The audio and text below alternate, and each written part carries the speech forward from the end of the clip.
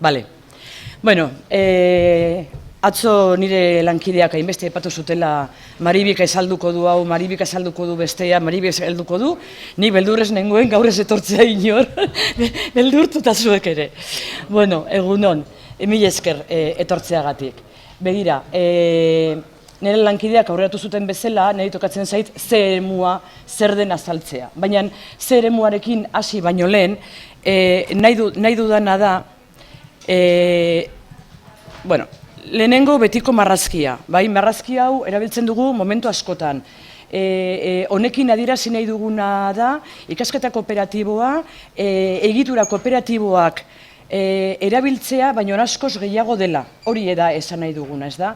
Edozeinek erabili ditzake egitura kooperatiba batzuk modu puntualean, eta ez genuke esango pertsona hori, irakasle hori, ikasketa kooperatiboa ezartzen edo erabiltzen duela, bai? Modu puntualean, bai, baina ez hau bezalako programa bat, bai? Horregatik behin eta berriz, gure hitzaldietan eta gure mintegietan eta bar, beti, bueno, azaltzen dugu marrazkitxo hau, alde egin dute, bai? Atzo ikusi genuen A eremua, bai? A eremuko dinamikak landu zenituzten Xabierrekin, B eremua Jose Luis eta Jesus Marirekin, eta biak baino lehen Pedro Roak azaldu zituen hainbat oinarrizko kontzeptuak. Nik gaur gauza bat esan nahi nizuen. Normalean guk hau ez dugu horrela kontatzen. Esan nahi dudana da, hau da ikastaro trinko bat.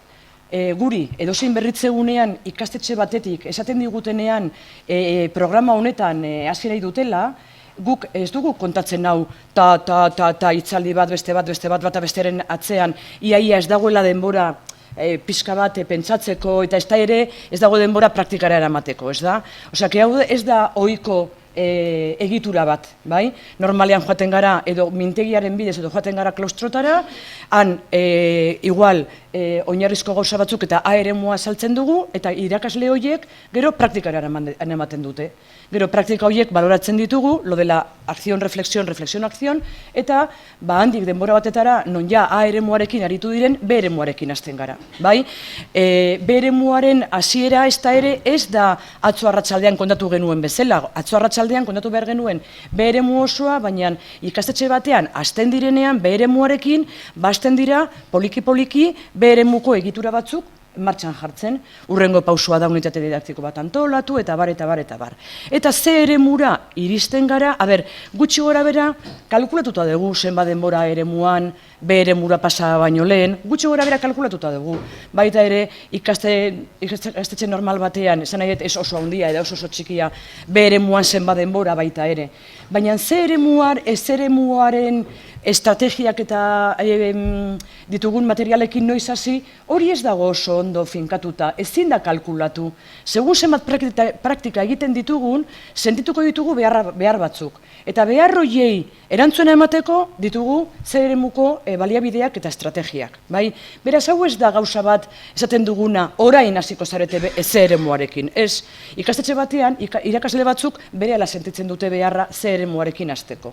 Nik aurreko ikasturtean ikastetxe handi batean lana egin dut, eta adibidez batxillergoko irakasleek A eremuan oso esperientzia gutxi eginda, eta B eremuan oso gutxi eginda ere, ja eskatu dute, irailean bertan ze eremuarekin hasteko.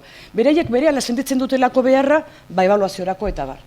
Osea, oso prozesu desberdinak izan daitezke, segun eta ikastetxearen estiloa, ikastetxearen tamaila, ikasleen tipologia eta bar.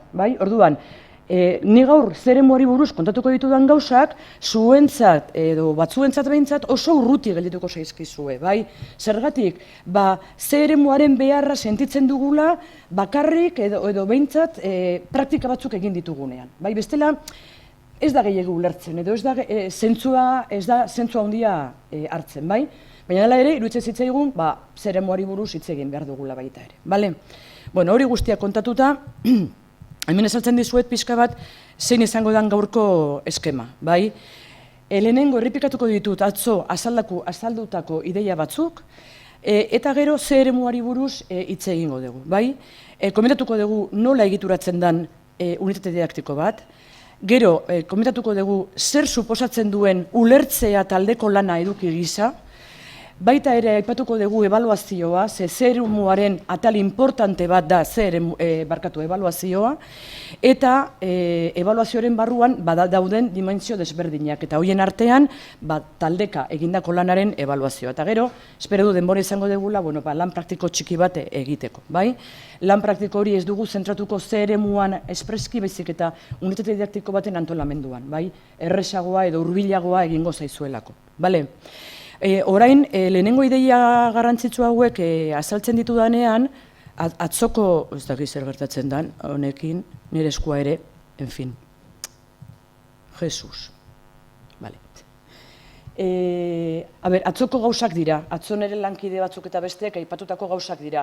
Beraz, honen inguruan hitz egiten dugun bitartean, gustatuko luitzei duke, zuetako edonor galdera bat egin nahi badu, edo karpen bat egin nahi badu, edo komentario bat egin nahi badu, zere, ja, dira atzo entzun zenituzten gauzak, bai?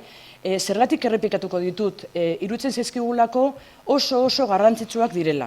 Eta lehen esan dudan bezala, hau ez da momento puntualetan egitura kooperatiba batzuk esartzen ditu dela baizik, eta hau da programa oso bat bere funtsean inklusioa dagoela. Iruditzen zaigu ideia nagusi badela. Atzo nire lankideek aipatu zuten Pere Pujolas momentu askotan, Jose Ramon Lago. Beraiekin izan ditugun azkeneko topaketak beraiek asko azpimarratzen duten inklusioaren ideia. Eta iruditzen zait mahai gainean jarri egin behar dugula. Nik uste dut oso urte konbulsoak bizitzen ari garela, eta gure ikasleen egoera batzutan ez da egon beharko zen bezain ona. Gure erronka da, ikasle horiek alik eta hoberen egotea ikastetxean, eta alik eta hoberen parte hartu, taldekideak sentitu, eta baita ere, bere buruarekiko beren autoirudia eta ondo izatea, ez da. Eta ez naiz bakarrikari hezkuntza premia bereziak dituzten ikaslei buruz. Badakizute, oso aniztasun handia daukagula gure geletan. Lehenengo konzeptua izango zen, ikaskideekin eta ikaskideengandik ikastea. Hori da ideia nagusi bat. Ikasle guztiak bihurtzen dira baliabideak eta apoioak. Ez gara gu, ni bakarrik zuekin guztiekin, ez da zuetako norbaitek laguntza eskatzen dit eta ni joaten naiz erantzuna ematea, baizik eta taldeka lanean ari direnean beste ikasle guztiak baliabideak dira baita ere, errekurtsoak dira. Nolabait irakasleak kudeatu ditzaken errekurtsoak.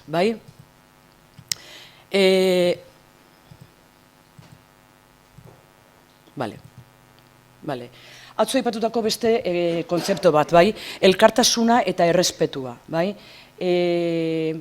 Askotan, ikastetxe askotan, olako proiektu bereziak egiten ditugu. Saharantzako elekigai bilketa, edo ez dakize kanpainak abonetan, edo ez dakize kolaborazioak, ez da?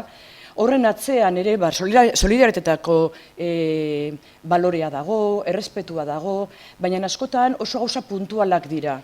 Nolabait balore hauek ezartzen ditugu egunerokotasunean, eta egia da batzutan kosta egiten zaiela, baina gero berehala ohitzen dira. Eta berehala sentitzen dira oso errespetu handiz entzuten dutela besteari eta onartzen dutela besteen ekarpenak. Oso esperientzi politak egin ditugu aurten ere, premia bereziak edo laguntza gehiago behar duten ikasleekin. Aurretik prestatuta, bereien ekarpenak prestatu gero taldean egin ahal izateko, eta benetan ikasle horien autoirudia eta besteek dituzten bereienganako espektatibak asko aldatzen dira. Eta taldea, nahiz eta eremuko dinamikak egiten ez egon, taldea kohesionatuago egoten da baita ere. Hirugarren ideia izango zen, atzo komentatzen genuen gaitasunena. Gaitasunen bidez garatzen den kurrikulum badaukagu, asko hitz egin dugu, kurrikulum hori publikatu zenetik, asko hitz egin dugu gaitasunen inguruan, ebaluazio diagnostikoa gure ikastetxetan egiten denean suposatzen da gaitasunak ebaluatzen ditula, eta batzutan sorpresak hartzen ditugu. Edo oso ondo atera denean, eta batzutan ez dugu sinisten, nik olako kasuak izan ditut, edo baita ere gure espektatibak ez direlako betetzen.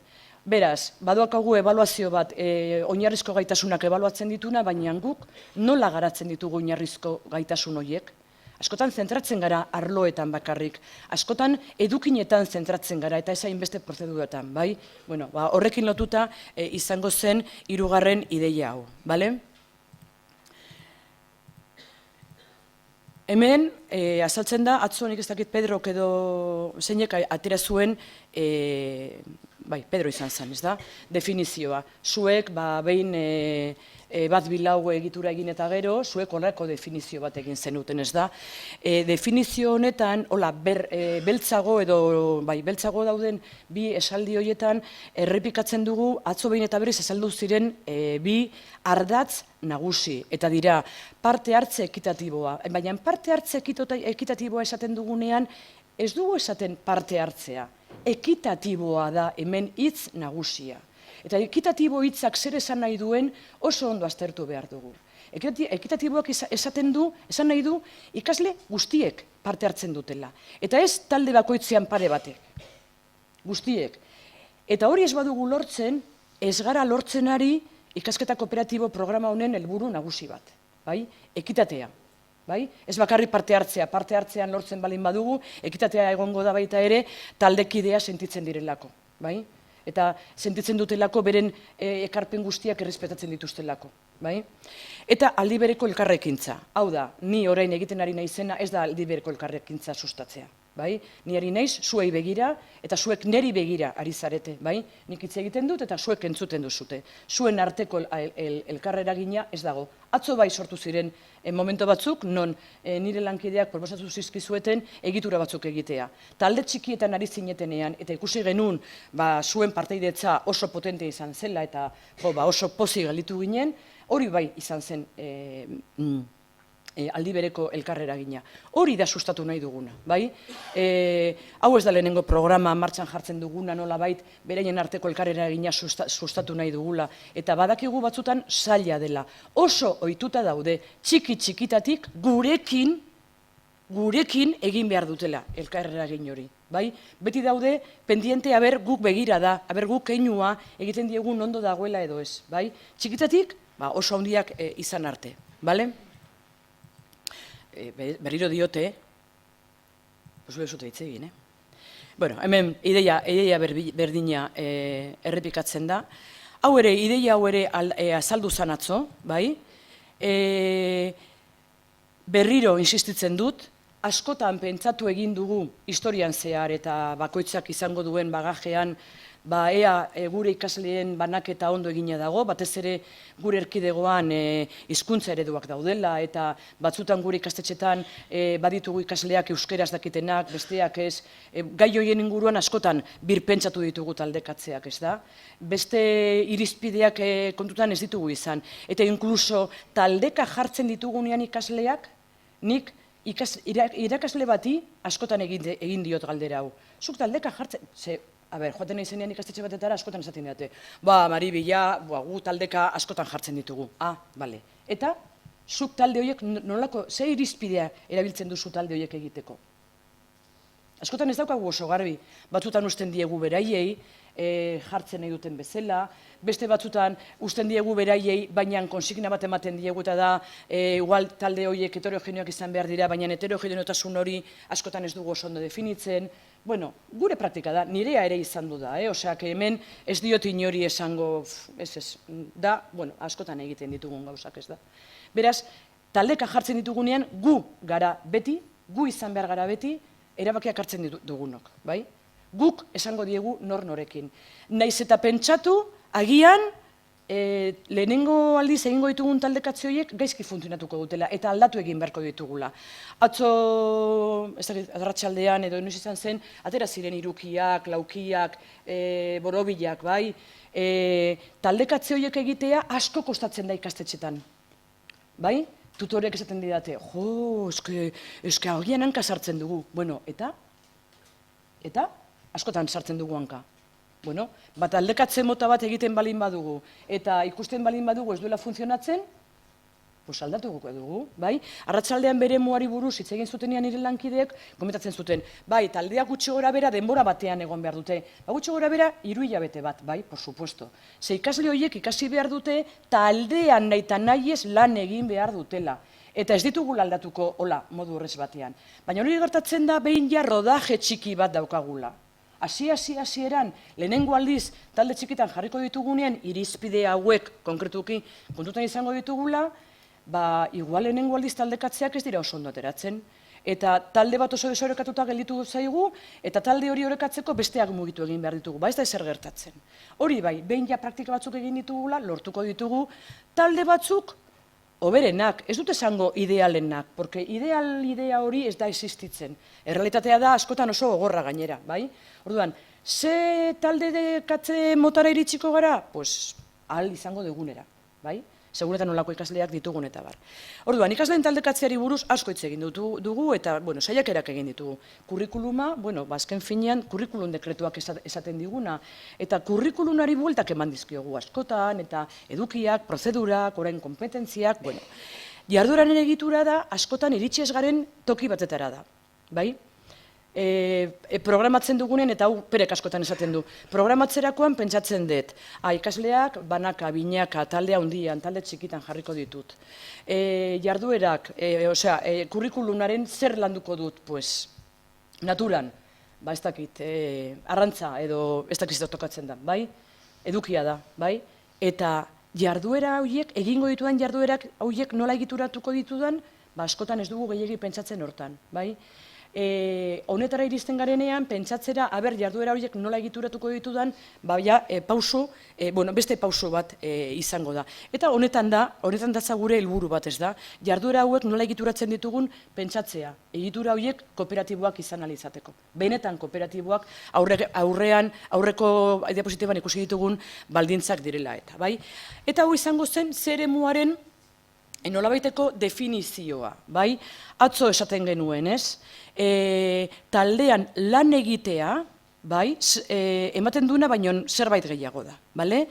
Eta ze eremua, zer da? Konsideratzea, guk, irakasle bezala eta profesional bezala, konsideratzea taldean lan egiteak, suposatzen duela kurrikuluma lantzen ari garela baita ere. Kurrikulumeko zati bat dela. Eta azken finean hori guztia oinarrizko gaitasunetan ezarrita dago. Azkeneko kurrikulum dekretuaren metodologiaren atala irakurtzen badugu baita ere, honekin bat dator. Hau da, ez gara ezer asmatzen ari, dena idatzita dago, hain zuzen ere gure dekretuan, Euskal Herriko dekretuan, laizteraterako da beste bat seguruena, baina momentuz daukaguna horrela da. Ze eremuak zertarako balio dugu, guk batez ere guk ulertzeko hau dela irakatsi behar dugun gauza bat, eta ebaluatu egin beharko dugun gauza bat, baina baita ere gure ikasleek hori ere ulertzeko. Ez dakit, badago adituren bat hor, ez dakit Antunez dan, edo horietako bat, esaten duna, lo que no se evalúa, no se enseña. Eta honetan ere gauza berbera gertatzen da. Ez bagara iristen, taldeka egindako lana ebaluatzera, gure ikasleek ez dute ikusiko, ez dute ulertuko benetan garrantzia ematen diogula. Berriro diote, honetara iritsiko gara, baldin eta A eremuan eta B eremuan praktika desente egin ditugula. Orduan sentituko dugu honen beharra. Hori ez dakit esplikatzen dut ondo eta ulertzen duzuten. Zer ez dela, orain kontatuko ditudan gauzak, irukotuko zaizkizue, baina bai dela importantea. Pentsatzea, iritsiko dela momento bat. Noiz, hemendik urte betera, hemendik 2 ikasturtera, ez dakigu. Ikastetxe batzuk urte eta erdi batean kriston garapena egiten dute eta iristen dira ze eremura, eta beste batzuk 3 ikasturte pasata gero, oraindik dabiltzate beremuko egiturekin bueltaka. Eta unitate didaktikoak ezin antolatu. Oseake, zentzu hortan programa oso malgua da, eta egokitzen da ikastetxe bakoitzaren beharretara edo baldintzetara. Barkatu, honetan, esan nahi nuena zen, zeremuan aurkituko ditugun baliabideak eta estrategiak lagunduko digute guri, irakasleoi, zer egiten? Gure ikasleak taldeka jartzen ditugunean, maiztasuna handiz jartzen ditugunean, eta maiztasuna handiz egitura kooperatiboak erabiltzen ditugunean, sortzen dira egoera problematika batzuk. Atzo aipatzen zituztenak nire lankideak, bai? Tonoa, batzuk ardura ez dutela bere ganatzen, batzuk gidatu egin nahi dutela, edo parte hartze gehiegi edo gutxiegi, bai? Talde txiki bakoitzak bere autorregulazioa iritsi behar du. Eta hori lortu ahal izateko zeremuko baliabideak ditugu, bai? Eta planifikatu egin behar du bere lana baita ere, antolatu egin behar du bere lana, hortarako ere baliabideak ditugu hemen, bale? Atzo aipatu egin ziren ideia hauek, bai? Eta ez dute gehiagiz insistituko honetan, baina askotan ez gara oso kontziente izaten gure gela nola dagoen egituratuta, bai? Inkluso nik behintzat, esan didatenean ikastetxe bat baino gehiagotan, bai, etzkegu, gainera launaka jarrita ditugu ikasle guztiak, baina jade behatzen ere, osea, launaka jarrita ditugu, eta hori zertarako, hau da, pentsatzen balin badugu, kokapen espaziala, edo geometrikoa, edo geografikoa, gelan, suposatzen duela, nire metodologia aldatzen dela, oker gaude, bai, baina seguro hori badakizutela, bale? Beraz, kooperazioa ez da gauza bat ezartzen dena modu errez batean. Denok gara individualistak, denok gara neurri batean lehiakorrak, eta askotan gelan planteatzen ditugun gauzak hortara dijoazte. Eta nik uste dut ez dugu gure burua fustigatu behar, osea, hortan ikasi dugu denok eta hortan jarraitzen dugu, bai? Bien, hau da atzoko eta gaur ere aipatu ditugun zerak, eta hauek dira atzo ere atera ziren beste 3 faktore importanteak, bai? Guztien partaidetza ekitatiboa lortu nahi dugu, eta beraien arteko elkar eragina, bai?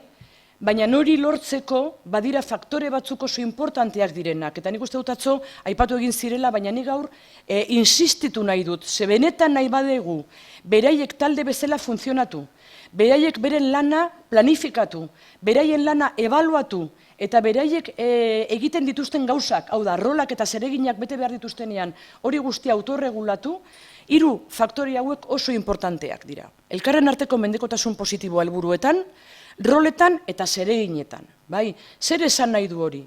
Ulertu behar dutela talde txiki bezala eta gela bezala konpartitzen dituztela helburuak. Eta horrek suposatzen du nik helburua lortzen baldin badut ez dagoela erabat lortuta, ez bada nire taldeko guztiek ere lortzen dutela. Berdin rolekin, bai?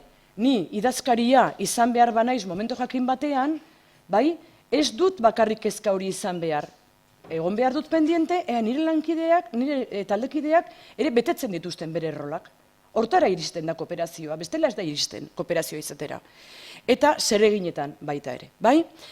Orduan, pixka bat aratagoa doa, atzo esaten genuen bezala, bale? Atzo esaten zen baita ere. Kide guztiak aktibotki eta modu arduratsuan parte hartzen ari dira jarduera guztietan? Bai, perfecto. Ba aldago elkarren arteko eraginik, beraien artean elkar begiratzen aldute, edo taldeka ari dira eta bata besteari bizkarra ematen die. Zer nik hori ikusi egin dut. Bai? Bai?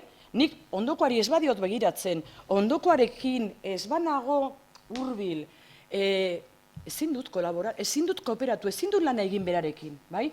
Atzoren lankideek arratsaldean esaten zuten, bai, eske askotan inkluso jartzen dira mahai gainean. Bai. Badugu ikastetxe bat gure zonaldean, Irungo Berritzeguneko zonaldean, taldeka jarrita daudela ikasleak beti, baina inkluso, normalean, irudikatzen dugunean gela bat, mailak eta aulkiak taldeka jarrita daudela, irudikatzen dugu dena, ez dakit, talde bat hemen, talde bat hemen, talde bat hemen, bai? Baina Andere honek jartzen ditu, ezingo nuke orain oso ondo esplikatu, pixka bat, ez dakit nola, okertuta edo, bai? Zergatik, ikusi duelako beraiek behar dutela mugitu mai horien inguruan. Eta askotan, talde oso handiak dira eta bosnaka jarrita daude, bai? Hauek bigarren ziklokoak dira. Eta orduan, askotan ikasleak hasi dira 2 mai erretiratzen. Beraz, 5 daude, baina 3 maien gainean egiten dutelan. Eta bere gelara sartzen zarenean, lehenengo inpresioa da, sartzen zara eta esaten duzu. Joe, que lio. Bai, baina pixka bat gehiago fijatzen zarenean, ari dira lanean. Konzentrauta. Zergatik posible dute gehiago konzentratu, hurbilago daudelako. Bataren burua bestearen ondoan dago. Bai? Posible da. Horrela baldin badaude, ez da posible. Ez da posible, bai. Nola iristen gara horrelako koooperaziora? A eremuko dinamikak martxan jartzen ditugula, eta B eremuko egiturak egiten ditugula. A eremukoak egiten ditugunean taldea gehiago kohesionatzen da. Baina B eremuko egiturak aurrera eramaten dituguneak eta ondo eramaten baldin baditugu, baita ere taldea gero eta kohesionatuago dago. Noiz dago kohesionatuta? Inoiz ez, ze gaur daude perfecto, gaur izan dugu oso egun ez dakin nolakoa, eta hurrengo egunean edo hurrengo astelenean datoz, ez dakizula oso ondo zer gertatu dan, bai? Beraz hor egon behar gara denbora guztian, erne, bai? Baina, horrela da. Orduan, 2 galdera horiek egin behar ditugu, momento askotan, bale? Bueno, hemen erakutsi nahi nizuen eta gero honen inguruan lantxo bat egingo dugu, bale? Begira. Esan dizuet lehen, ze eremura iristeko praktika batzuk egin behar ditugu, bai? Praktikatu egin behar ditugula B eremuko egiturak, bai? Ikastetxe batean, ikastetxe horretan, hasten direnean programa honekin, hasieran hasten dira modu puntualetan egitura hauek praktikara eramaten. Baita ere, ezberdina da, etapa, ikasleen adina, irakaslearen sinismena, nolabait esateko, edo erresistentzia, ze denetatik dago, eta baita ere, antolamendua, gero Jose Mari komentatuko du, ze importantea den ikastetxeko zuzendaritzaren implikazioa, ze importantea den aukera izatea koordinatzeko, komentatzeko besteekin, bai. Bigarren momento batean, B eremuko egiturak martxan jarri ditugunean, saiatzen dugu unitate didaktikoak antolatzen modu kooperatibo batean, bai? Eta hau da pixka bat eskema orokor bat. Lehenengo zutabean azaltzen dira 4 atal, bai? Konsideratzen dugu unitate didaktiko bat 4 momentu desberdin dituela. Hasi baino lehen, hau da, bukatu dugu gai batekin, eta bestearekin hasi baino lehen, agian ni gaiaren inguruan zertxo baita aipatzen dut, edo jartzen dut bideo bat, edo, bai? Edo irakurtzen du zerbait, edo ikasle txikiak baldin badira igual ekartzen ditut irudi batzuk, handiagoak baldin badira agian egiten dut ariketa bat beraiek zer dakiten jakiteko, en fin, bai? Hori da, unitate didaktikoa hasi baino lehen. Gero, unitate didaktikoaren hasieran, bai? Unitate didaktikoan zehar non gure azalpenak eta gero ikasleen ariketak eta bar egiten ditugun, eta ja bukaeran, non normalean errepaso egiten dugun, eta bar, bai? Atzo nire lankideak ere aipatzen zuten talde heterogeneoak eta homogeneoak. Gogoratzen duzute, esaten genuela, oinarrizko taldeak beti heterogeneoak izango dira, triangelu, borobil eta bilauki, edo hiru, edo, fin, gero errealitatea da, lakez, bai, duela denbora bat, ikasturte honetan ez, duela 2 ikasturte, DBH-ko ikastetxe batean, irakasle batek esan zidan, nik esplikatzen nuela talde katzearena, irakasle batek esan zidan, nik uste dut nire taldeko guztiak triangeluak direla. Eta esan nion, pues horrela bada, haze faena egin dizuten, baina nik uste dut, ezetz, hau da, nik uste dut gure ikasle guztiak gaitasunak dituztela. Bai. Eta gero, irakasleak animatzen direnean taldekatze hauek egiteko, joaten zarenean berriro bereiekin komentatzeko nola joan den, zizeltasunak eta bar, esaten dizute, kriston sorpresak hartu ditugula. Bai. Pentsatzen genuena laguntza emateko gaizena ez da hainbesterako, eta pentsatzen genuena laguntza gehiago behar zuela, kriston gaitasuna atera du laguntza emateko. Bai, beraz hor, askotan deskolokatu egiten gara, bale? Bueno, hau zen inciso bat, bai? Horrelakoak gauza gertatzen direnean, batzutan esaten duzu, benetan, zure gelan, denak trianguluak baldin badira, asefaena egin dizuten, bai? Gero ere, kontutan izan behar dugu, guk nola hitz egiten dugun gure ikaslei buruz. Ze horrek, provokatzen ditu espektatiba asko, bai? Ez dakizuek zuen kasuan zin izango da, baina imaginatu iristen zaretela irailean ikastetxe berri batetara, horrela tokatzen zaizuelako, eta iristen zaretenean irakasle gelara esaten dizute. Zu zein zara, fulanita, fulanito, tokatzen zaizu, DBH-bi. Ze talde zaila, ez dakizu ze bronkak esan ditugun, jartzen zara dardarka. Edota esaten dizute, ze tokatu zaizu, bigarren maila, aurreko urtean lehenengo mailakoak ze gogorrak izan ziren, enen hezkuntzan, bai? Osa, kontu zibili bergaraz esaten dugun. Eta nola esaten ditugun gauzak, ez da? Baina, bueno, ari naiz, yendome por los cerros de Úbeda. Beraz, unitate didaktiko bat antolatzeko momentuan, 4 momentu horiek konsideratzen ditugu, eta guk proposamena egiten dugunean esaten dugu, mesedez, 4 momentu hauetatik aukeratu 3. Eta gutxienez, 3 momentu horietan egitura kooperatiba bat martxan jarri. Hau da, lehenengo pausoan nolabait sistematizaziorako. Eta hor, adibide batzuk azaltzen dira. Gero, denbora balin badugu, honen inguruan egingo dugu lantxo bat. Bueno, begira, Jesus, eske nire eskua benetan. Bueno, honekin hasi baino lehen, 3 minutuko geldigunea. Ze eskatu dizuet zerbait esatea eta ez duzute zer esan, osea, hala. Atzo eta gaur entzun duzutena, pentsatu duzutena, dela eta, galdera bat, ekarpen bat, komentario bat, norberak minutu batean, eta inguruan dauden 4-5 pertsonekin adostu bat, ja. Venga, venga! Ari zineten pentsatzen, egongo nintzela egoiz gauzia hitz egiten, pues ez, hala. Venga, minuto bat, norberak, eta 2 minutu ondokoekin adosteko, ja.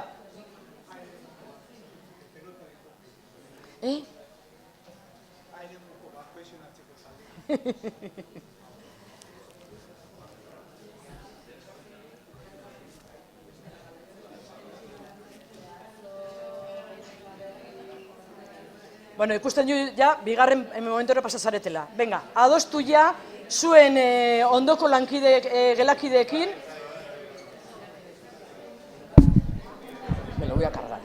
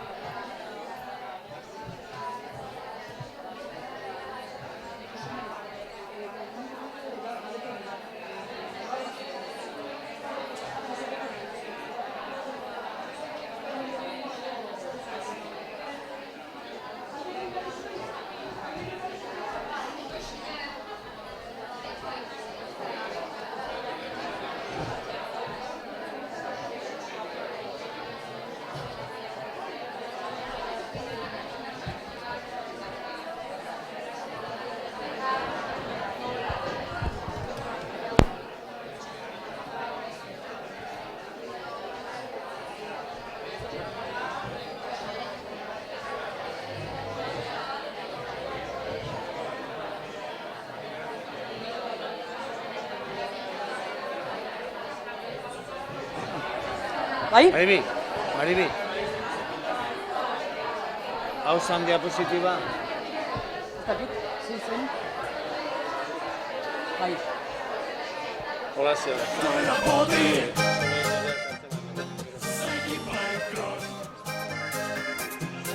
Еду я в солярий и по магазинам разные заботы, но одна любовь. Еду за солярой и буксую в глине от такой работы. Bueno, Еду я в солярий и по магазинам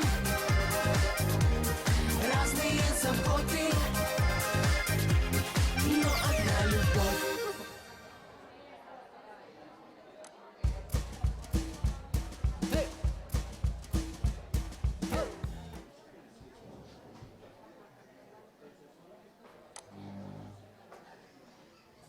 begira, hau lehenengo aldiz gelan egiten duzunean, ez dakitu noizbait probatu dezute. Bai, lehenengo aldiz egiten duzunean tardatzen dute 10 minutu. Behiratzen dizute, como les va a casar el tren, como diciendo, ¿qué le pasa? Eta gero, ateratzerako esaten dizute, zergatik egiten zenuen hori? Bai? Nik aurten debeatzen ikastetxe batzutan, suerte izan dut eta gonbidatu naute, eta ikaslekin aritu naiz, eta holako gauzak egin ditugu, ezta? Eta gero, zergatik egiten zenuen hori? Gainera, nire naiz ikaslea eta orduan nautezak gehiago ezagutzen. Hurrengo egunean, joaten zarenean, tardatzen dute 5 minutu. Eta 3. egunean, tita. Eta benetan da, modu bat, ez tarria ez ezorratzeko, ez da? Bueno, pues a ver, por el fondo sur. Venga, lehen voluntario bezala aurkeztu zara. Ulertu dizut baietz, hitz egin nahi zenula? Ez du hitz egin nahi. Venga. Ekarpenik? No me lo puedo creer. Hain ondo esplikatu dugu dena ulertu dezutela, no me lo puedo creer. Venga, a ver. Ezin du sinistu? Bueno, eskerrik asko.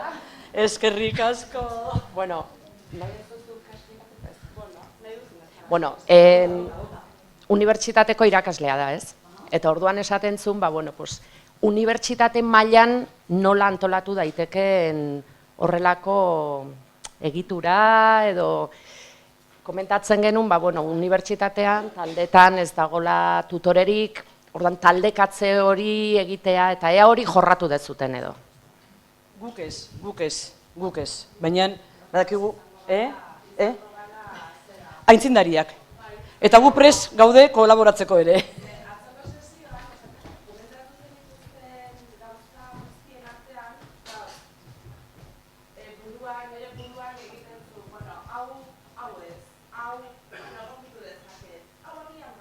Bai. Claro, ez que hortarako da, Nik uste dut aplikazioa erabatekoa izan daitekeela, bai?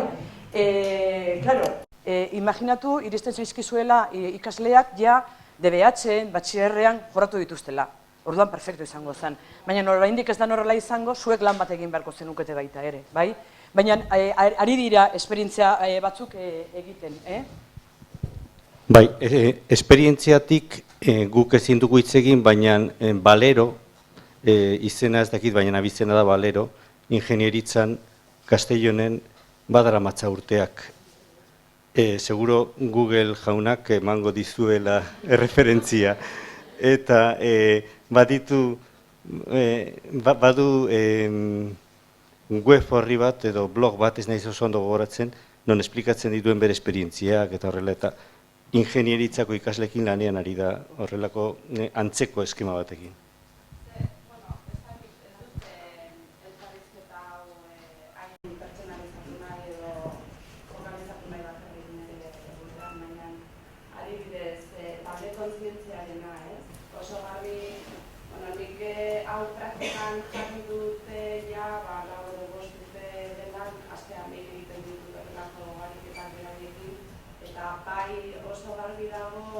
Motivazio ezberdinak dituzten ikasleak. Nila hitz egiten dizuet, 120 edo intalde, 80, banatzen ditugu biltegietan, eta 135 heterogeneitatea da izugarria, ez? Bai. Hortaz, esfortzua da oso handia, baina nik ikusten ditut beraiek engantzatu egiten direla eta zure gaiaz hitz egiten dutela, ordua iristen da, jarraitzen dute hitz egiten, eztabaidatzen ez, hau eta horrela da bestela, baina hori ez da talde guztietan ematen, agianik ez dakit dauden tresna bereziak horrelako Ikusiko ditugu, oraintxe, pixka bat aurrerago, orain esango digunean talde horiek dira bi atal importantez, da, hor diapositiba hortan ikusten direnak. Talde kontzientzia izaten eta norberaren taldearen funtzionamentua autorregulatzen. Bai ditugu bi tresna potente, dira talde planak, hau da, talde txiki bakoitzak bere lan plana egiten du, non helburu konpartituak dituen, eta gero autoebaluaketak egiten dituzten, eta da talde planaren errebisioa. Talde plan horiek dira oso tresna importanteak hasteko talde kontzientzia izaten, ikasle txikiagokin behintzat talde txiki bakoitzak izen propio badu edo ikurra edo marrazki edo, eta gero talde plan horiek dira lehen aipatu ditudanak baliabide batzuk ditugula eta estrategia batzuk ditugula, horiek dira ditugun baliabide batzuk. Talde txiki bakoitzak bere lan plana nolabait egiten du. Beren helburuak denek dute helburu konpartitu batzuk eta gero helburu propioak izan ditzakete. Edo bai arloarekin lotuta, edukinarekin lotuta eta baita ere beren autofuntzionamenduarekin lotuta. Orduan tresna batzuk badira eta nik uste dut tresna horiek egu momentu honetan ari gara adaptatzen haurhezkuntza, lehen hezkuntza, DBH, batxiller, adaptatu egitezkela perfectamente pixka bat handiagoak direnean. Guk ikasturte honetan ere izan dugu ikastetxe bat lanbide heziketakoa, baina justo hasi dira. Hurrengo ikasturtean ere honetan ibiliko gara beraiekin. Eta ikasleen adina oso antzekoa izango da zuenarekin konparatuta. Ze dira grado superior baita ere. Bai. Berari pizkat, ni ere unibertsitateko irakaslea naiz eta eragin programa ezagutzen duzu? Bertan horrelako asunto hauekin ari dira eta hori ez direla Kataluniara arte joan behar. Unibertsitate honetan ere badaudela gauza horiek egiten, jazta. Uste dut beste norbaitek altxatu duela eskua. Da aipatzea, ni ikasle bezala, unibertsitateko ikasle bezala, izan genituela horrelako egiturak eta irakasle batek erabiltzen zituen eta oso ondo. Bai aurretik berari lan asko suposatzen ziola, baina bere klase guztiak ziren talde lan nahikoak. Unibertsitatearekin lotuta ez dagoen beste zerbait? Ez, oso interesgarria iruditu zait. Esaten dut, orokorragoa den zerbait. Bueno, lehen hezkuntzan, gure ikastolan ebaluatzeko era nahiko tradizionala daukagu, ezta? Edukietan gehiegi oinarritzen galera iruditzen zait. Eta, proiektu honetan hasi ezkero zer eremura iritsi eta gauzak ondo egitea helburutzat jota, ebaluaketa tradizional horretatik aldentzeko agian zein pausu eman beharko dituzke edo zein kontzeptu funtsezkoenak zeintzuk izango lirateke aldaketa hori emateko. Gero ikusiko ditugu ebaluazioaren dimensioak, baina nik uste dut aldaketa kualitatibo bat eman behar dela gure buruan, ezta? Lehen esan dudana, sinistu behar dugu talde lana egiten dela eduki bat ere. Ez badugu hori sinisten edo ez badugu hori ikusten, ez ditugu aldaketarik egingo, ez dugu aldaketa handirik egingo. Sinistu egin behar dugu benetan hori importantea dela eta gure ikasleek ikasi egin behar dutela. Beraz, ebaluaketara iritsiko ginateke. Bestela jarraituko dugu egitura solte batzuk praktikan jartzen eta inoiz ez gara iritsiko ebaluazioa beste modu batean planteatzeko.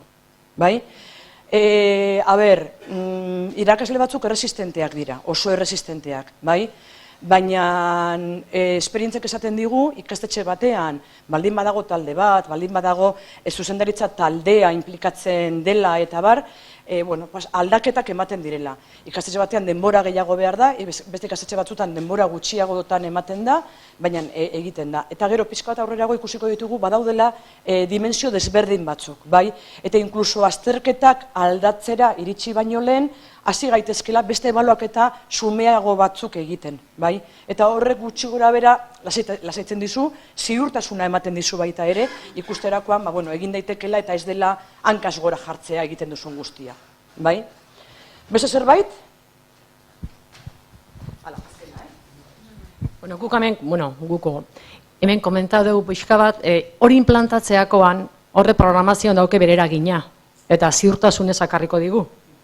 Eta egoera hortan, azerako unidade didaktikoa adibidez, taldea ezagutu aurretik, tutore ez izen da, hori nola egin. Pixka bat, kezka hori poliki-poliki hasi, nola hasi. Kezka hori ateatzen da ikastetxe askotan, batez ere kurtso hasieran, non hartzen duzun taldea igual berria da, edo zu eskola hortara iritsi berria zaren, ez da? Nik uste dut, inoiz, talde berria balein baduzu ez zara hasiko B eremuko egiturak erabiltzen lehenengo momentu batean. Hasiko zara A eremuko dinamikak erabiltzen, bai? Eta denbora gutxi batean joango zara zure ikasleak ezagutzen. Bai, berriak badira ere, edo zu berria balin bazara ikastetxean, joango zara ikasle horiek ezagutzen. Eta gainera hor egongo dira seguruena, ikasle horiekin aritu diren beste irakasle batzuk, edo egongo dira informeak, edo pista batzuk izango ditugu. Bai. Lehen esan dut, B eremuko egiturak martxan jartzeko talde txikiak antolatu egin behar ditugula. Eta horrek askotan ikusi dut, kriston ezin egoina provokatzen digula. Jendeak esaten dit, eta ez baditugu taldeak ondo egiten, eta ez da ezer gertatzen. Ez da ezer gertatzen. Aldatu behar baditugu, aldatzen ditugu. Bai?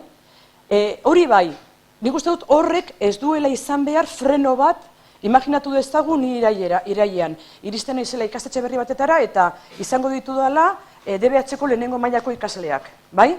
DBH-ko ikastetxe hortan, igual ez dituzte ezagutzen, etorri direlako ikastetxe desberdinetatik, bai? Nik hartuko nuke hilabete bat, hilabete eta erdi, 2 hilabete gehienez jota, bai? Ikasle horiekin A eremuko dinamikak implementatzeko, eta gero nik uste dut batzutan, animatu egin behar garela. Egiten duguna da normalean, batez ere DBH-en, non irakasle asko pasatzen diren geletatik, normalean tutorea da oinarrizko taldeak antolatzen dituena eta proposatzen dizkie beste irakaslei. Bai, gerta daiteke irakasle batek esatea, nik uste dut, ikasle hauekin egon beharko zuela edo. Hor ere negoziaketa bat egin behar dugu gure lankideekin, bai? Eta akordio batutara iritsi.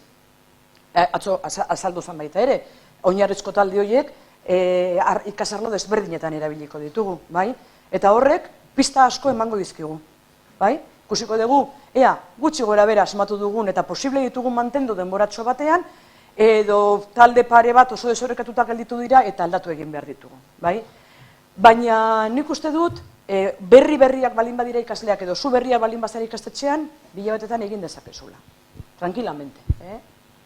Lehenago ere inkluso, baina, badakit horrek askotan provokatzen dula inseguriedadea eta bar, bai? Jarraituko dugu pizka bat gehiago.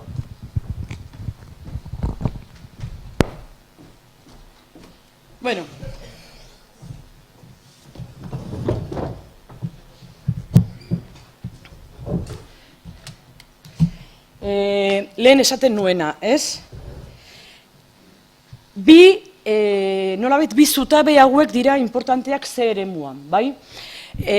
Nola lortuko dugu gure ikasleak bere talde txikiaren kontzientzia izaten? Lehen esaten genuna. Talde txiki horietan denbora batean egon behar dute.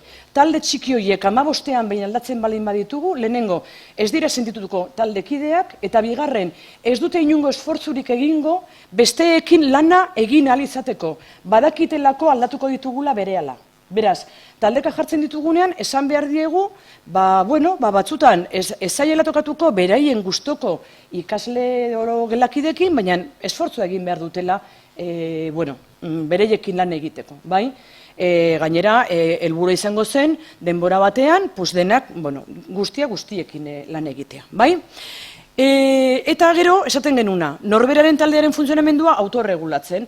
Lehen esan dudana, momento askotan jartzen baldin baditugu gure ikasleak tesitura honetan, hau da, kooperazioa egin behar dutela, iristen da momento bat non talde txiki bakoitzak behar ditula tresna batzuk beren lan planifikazioa egiteko eta bere autorregulazioa egiteko. Bale?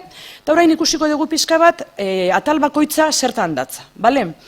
Orduan, lehenengo momento batean, talde txikitan jartzen direnean, oso garbi izan behar dute zeintzuk diren beren helburu konpartituak. Atzo nire lankideak atzo arratsaldean aipatzen zituztenak, bai? Ikasketan aurrera egitea, hau da, ahalik eta gehien ikastea norberak, bai? Eta bestei ere hori egiten laguntzea. Ez da bakarrik nik ikasi behar dudala baizik eta nire lana da baita ere, nirekin batean dauden 4 edo 3 edo 4 gelakide horiek ere ikasi egin behar dutela. Eta ni hortan agian lagundu dezaket, bale? Eta bigarren puntu bat izango zen,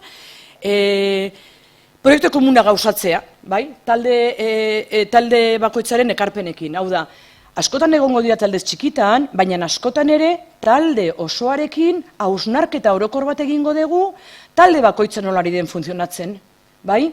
Ze talde batean sortzen diren egoerak eta egoera horiei aurre nola egiten zaien oso lagungarria izango da baita ere besteentzat. Eta gauza guzti horiek ahoz esan behar dira. Eta jaso idatziz, albada, segun eta ze adina duten, edo ze esperientzia duten guzti honetan. Bai? Horiek izango lirateke hasierako 2 punto. Baina bada gehiago, bai?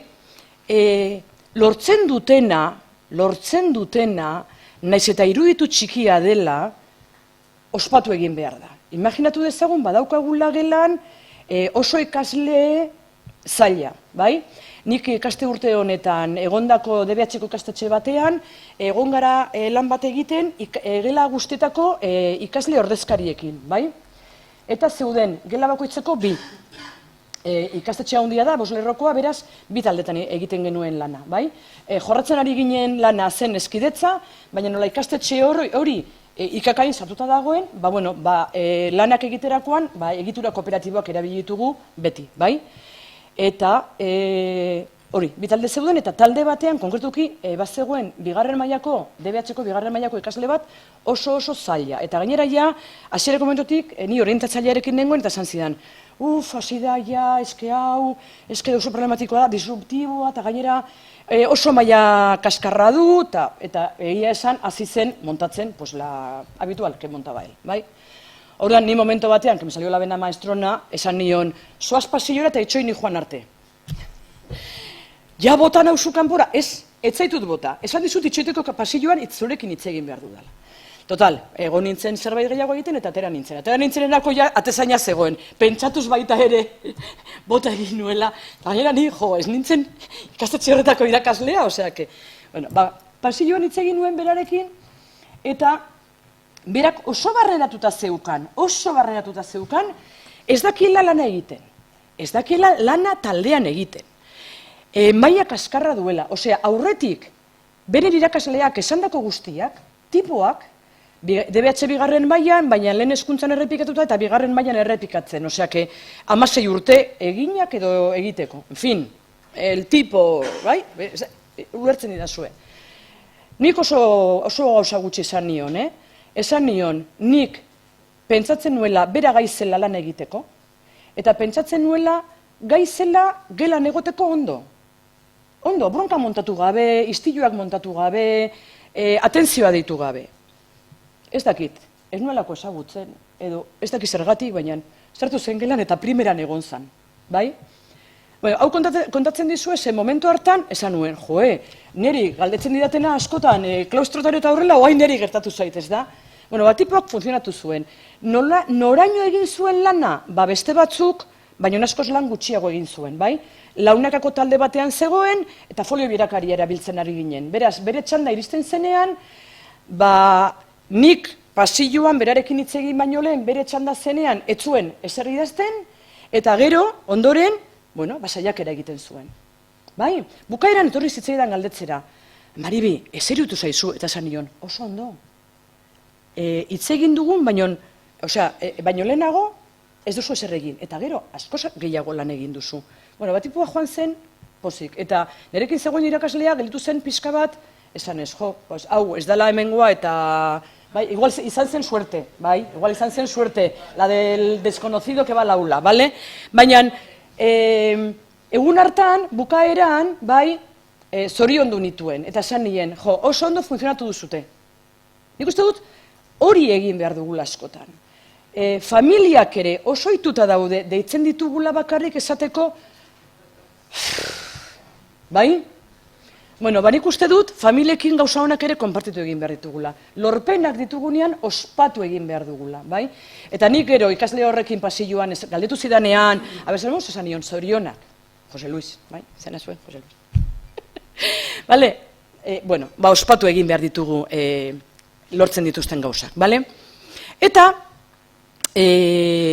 azkeneko puntu hori, helburuen independentzia positiboa atzo aipatu genula eta gaur goizean ere aipatu egin dudala, nik uste dut asko saiatu behar dugula beraiek ulertzen helburuak guztionak direla. Talde txiki guztietan helburu konpartituak dituztela eta gainera taldeen artean badaudela baita ere helburu batzuk konpartituak direnak. Bai? Horrek baita ere ematen du talde kontzientzia. Bai talde txikikoa eta baita ere gelakoa. Bai? Eta jendeak esaten digu, benetan esaten digu jendeak asko aldatzen dela gelako giroa. Hau ez da lortzen gaurtik biharrera, behar du prozeso bat, baina jendeak horrela esaten digu. Bai? Bale. Hau ere, neurri batean, atera zen atzo, bai? Jose Luis eta Jesus Mari atzo aipatu zituzten kargoak eta zereginak, bai? Nondik ateratzen dira kargo horiek eta zeregin horiek, bai? Zertarako balio dute? Autoerregulazioa egiteko, bai? Noiz sortzen da beharra kargo horiek ezartzeko? Baldin eta praktika asko egin ditugun. Bestela, modu puntualean, bakarrik, folio birakaria hilabetean behin, edo bat bilau, 15ean behin egiten badugu, ez dugu inoiz sentituko behar hau. Bai? Zer gertatzen da? Sortzen dela problematxo bat. Bai? Kriston buia dagoela gelan. Orduan, igual, ez modu formal batean, baina igual joango gara eta taldeko bakoitzari esango diogu. Zu izan behar zara, isiltasunaren edo donuaren arduraduna. Eta atzo jarritako adibidearekin batera, buia handia dagoenean, ez gara hasten, ez zindala lan egin, ez. Edo joaten gara talde txiki bakoitzera, eta arduradunari, hola, belarrian esaten diogu, gogoratu zu arduraduna zarela, edo deitzen diegu, arduradun guztiei, gure maira edo txoko batetara, eta esaten diegu, tonoa desmadratzen ari da, bai, gure rola aldatzen da. Osea, beraiek rol batzuk bete behar dituzte, baina gure rola irakasle bezala aldatzen joaten da. Bai? Beste egoera posible bat. Norbaitek bere ikuspuntua iposatzen du eta besteek ezin dute ia beren iritzia eman. Ezin dute edo ohituta daudelako onartzen dute. Badakitelako horrek gehiago daki. Bai? Horretarako, egitura kooperatiboetan txandak antolatzen dira, arduradun desberdinak izendatzen dira. Bai? Eta hor egongo da koordinatzailea edo, deituko diogu nahi dugun bezala, arduratuko dena benetan guztiek beren iritzia eman ahal izateko. Bai? Laguntza handia behar duten ikasleren bat baldin badugu edo batzuk, posible dau guztia aurretik prestatu. Bai? Esperientzia horiek egiten ari gara baita ere. Materialaren arduraduna sortuko zan baldin eta ikusten badugu materiala desordenatuta edo puskatu egiten dela, edo ikusten dugunean eta olako ikasleak baditugu asko kostatzen zaiela parte hartzea, asko kostatzen zaiela beren iritzia ematea, inseguridadea handia dutelako, bere bizitza akademikoan arrakasta handirik ez dutelako lortu, orduan bai egon behar dela pertsona bat talde guztietan, non arduratzen den benetan guztiek beren iritzia edo bere txanda errespetatzen dutela edo errespetatzen dugula beren txanda, ez da? Eta hemendik ateratzen dira karguak eta zereginak, bai? Hauek atzo Jose Luis eta Jesus Marik aipatu zuten, bai? Baina kargo horiek nondik datoz, sortzen diren beharretatik. Gure ikasleak oso gutxitan jartzen baldin baditugu taldeka, ez ditugu beharko. Bai? Beharko ditugu baldin eta momentu askotan egitura kooperatiboak erabiltzen baditugu. Gerta daiteke ikastetxe batean, irakasle batzuk, ziklo batean edo maila batean, asko erabiltzen ari direla, eta beste batzuk baino lehenago karguak ezartzen dituztela. Beharra sentitzen dutelako. Horrek ere, suposatzen du, kontagio neurri batean, eta batzuk hasten direnean, besteak animatzen dira baita ere. Kaso honetan, hemen nolabait praktikara eramaten da interdependentzia positiboa rolena. Ze ez da bakarrik nik nire rola edo nire kargoa ondo eraman behar dudala aurrera. Konturatzen banaiz norbait ez dela egiten ari edo astu egiten zaiola edo, baiteren ere ardura izan behar du, berari gogoratzea edo, bai? Bale. Eta lehen, ronda egin dugunean, aipatu ditudan, bi baliabide erakutsiko dizkizuet hemen, bai? Esan dugu, taldeka lan egiten dutenean maiztasun handiz eta egitura kooperatiboak, maiztasun handiarekin erabiltzen ditugula, talde txiki bakoitzak, entitate propioa du, bai? Imaginatu dezagun, praktika desente egin ditugula, taldeak gutxi gora bera, talde orekatu batzuk, con todas las comillas del mundo, lortu ditugula, eta pentsatzen dugu prest daudela talde txiki bakoitzak bere lanplana egiteko.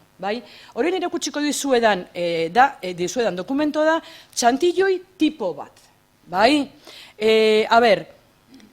Zer gertatzen da honekin? Pixka bat handiagoa.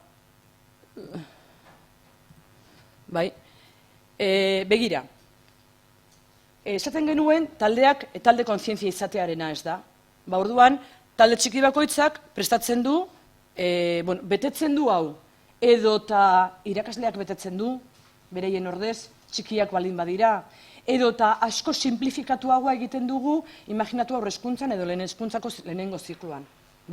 Horrelako varianteak egiten ari gara, eta ikastetxetan egiten ari dira baita ere. Lantaldearen izena, lehen esan dudana. Ikasleak handiak balin badira jarriko dute izena, eta txikiak balin badira, igual panpin bat, atza, itsasontzia edo nahi duten ikurra jarriko dute. Talde bakoitzak erabakiko du.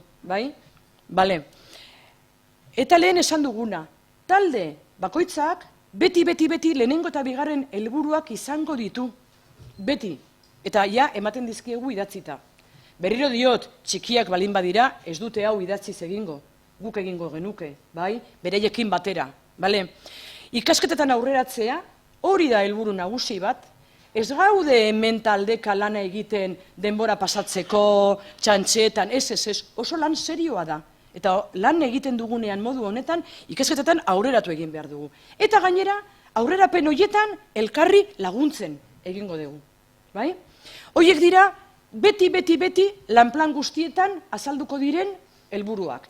Eta gero hor azaltzen da hirugarren helburu bat. Egon daiteke hirugarrena, laugarrena, segun eta. Hasieran lehenengo aldiz egiten dugunean igualez. Gero sortuko da. Edo baita ere, agian ikasarloarekin lotuta. Hau da, ikasi behar dituzten edukinekin lotuta izan daiteke. Lehenengo momentu batean igual ez ditugu kargoen izenak betetzen.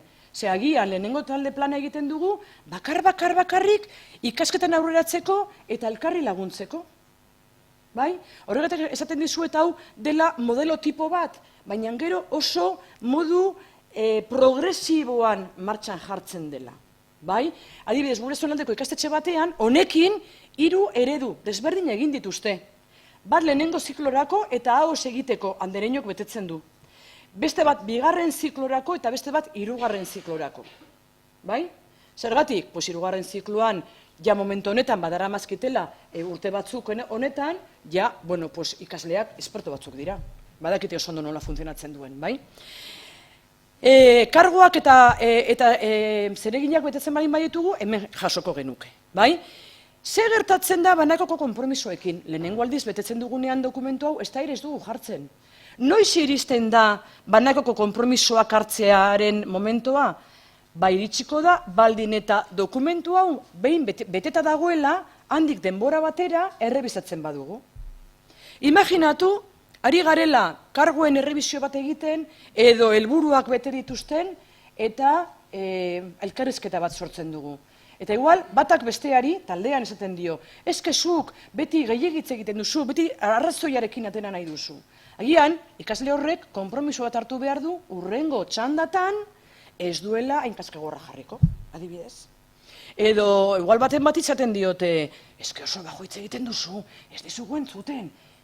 Bueno, pues igual horrek, hau da, banakako konpromisoak ez dira izango kriston literaturako konpromisoak.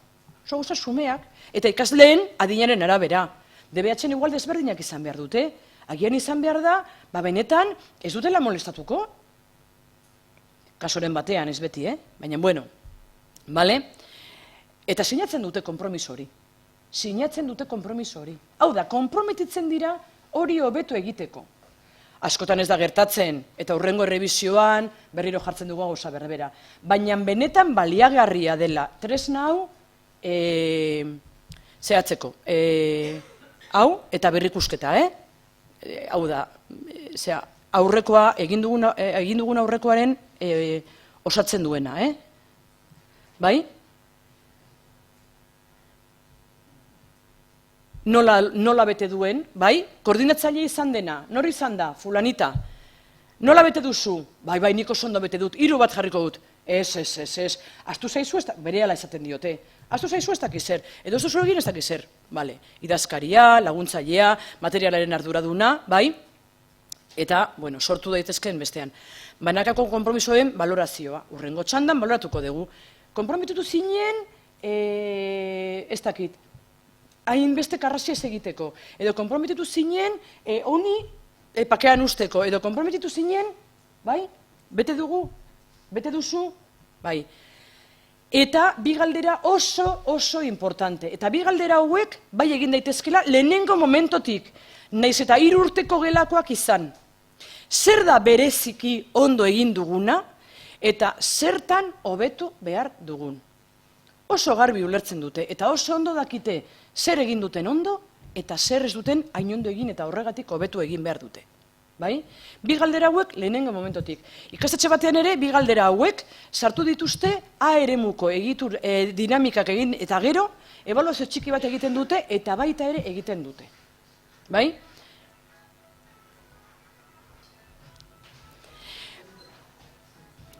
Beraz, bi dokumento hauek talde plana eta talde planaren berrikusketa izango lirateke lehen komentatu ditugun bi dokumento hauek, bai?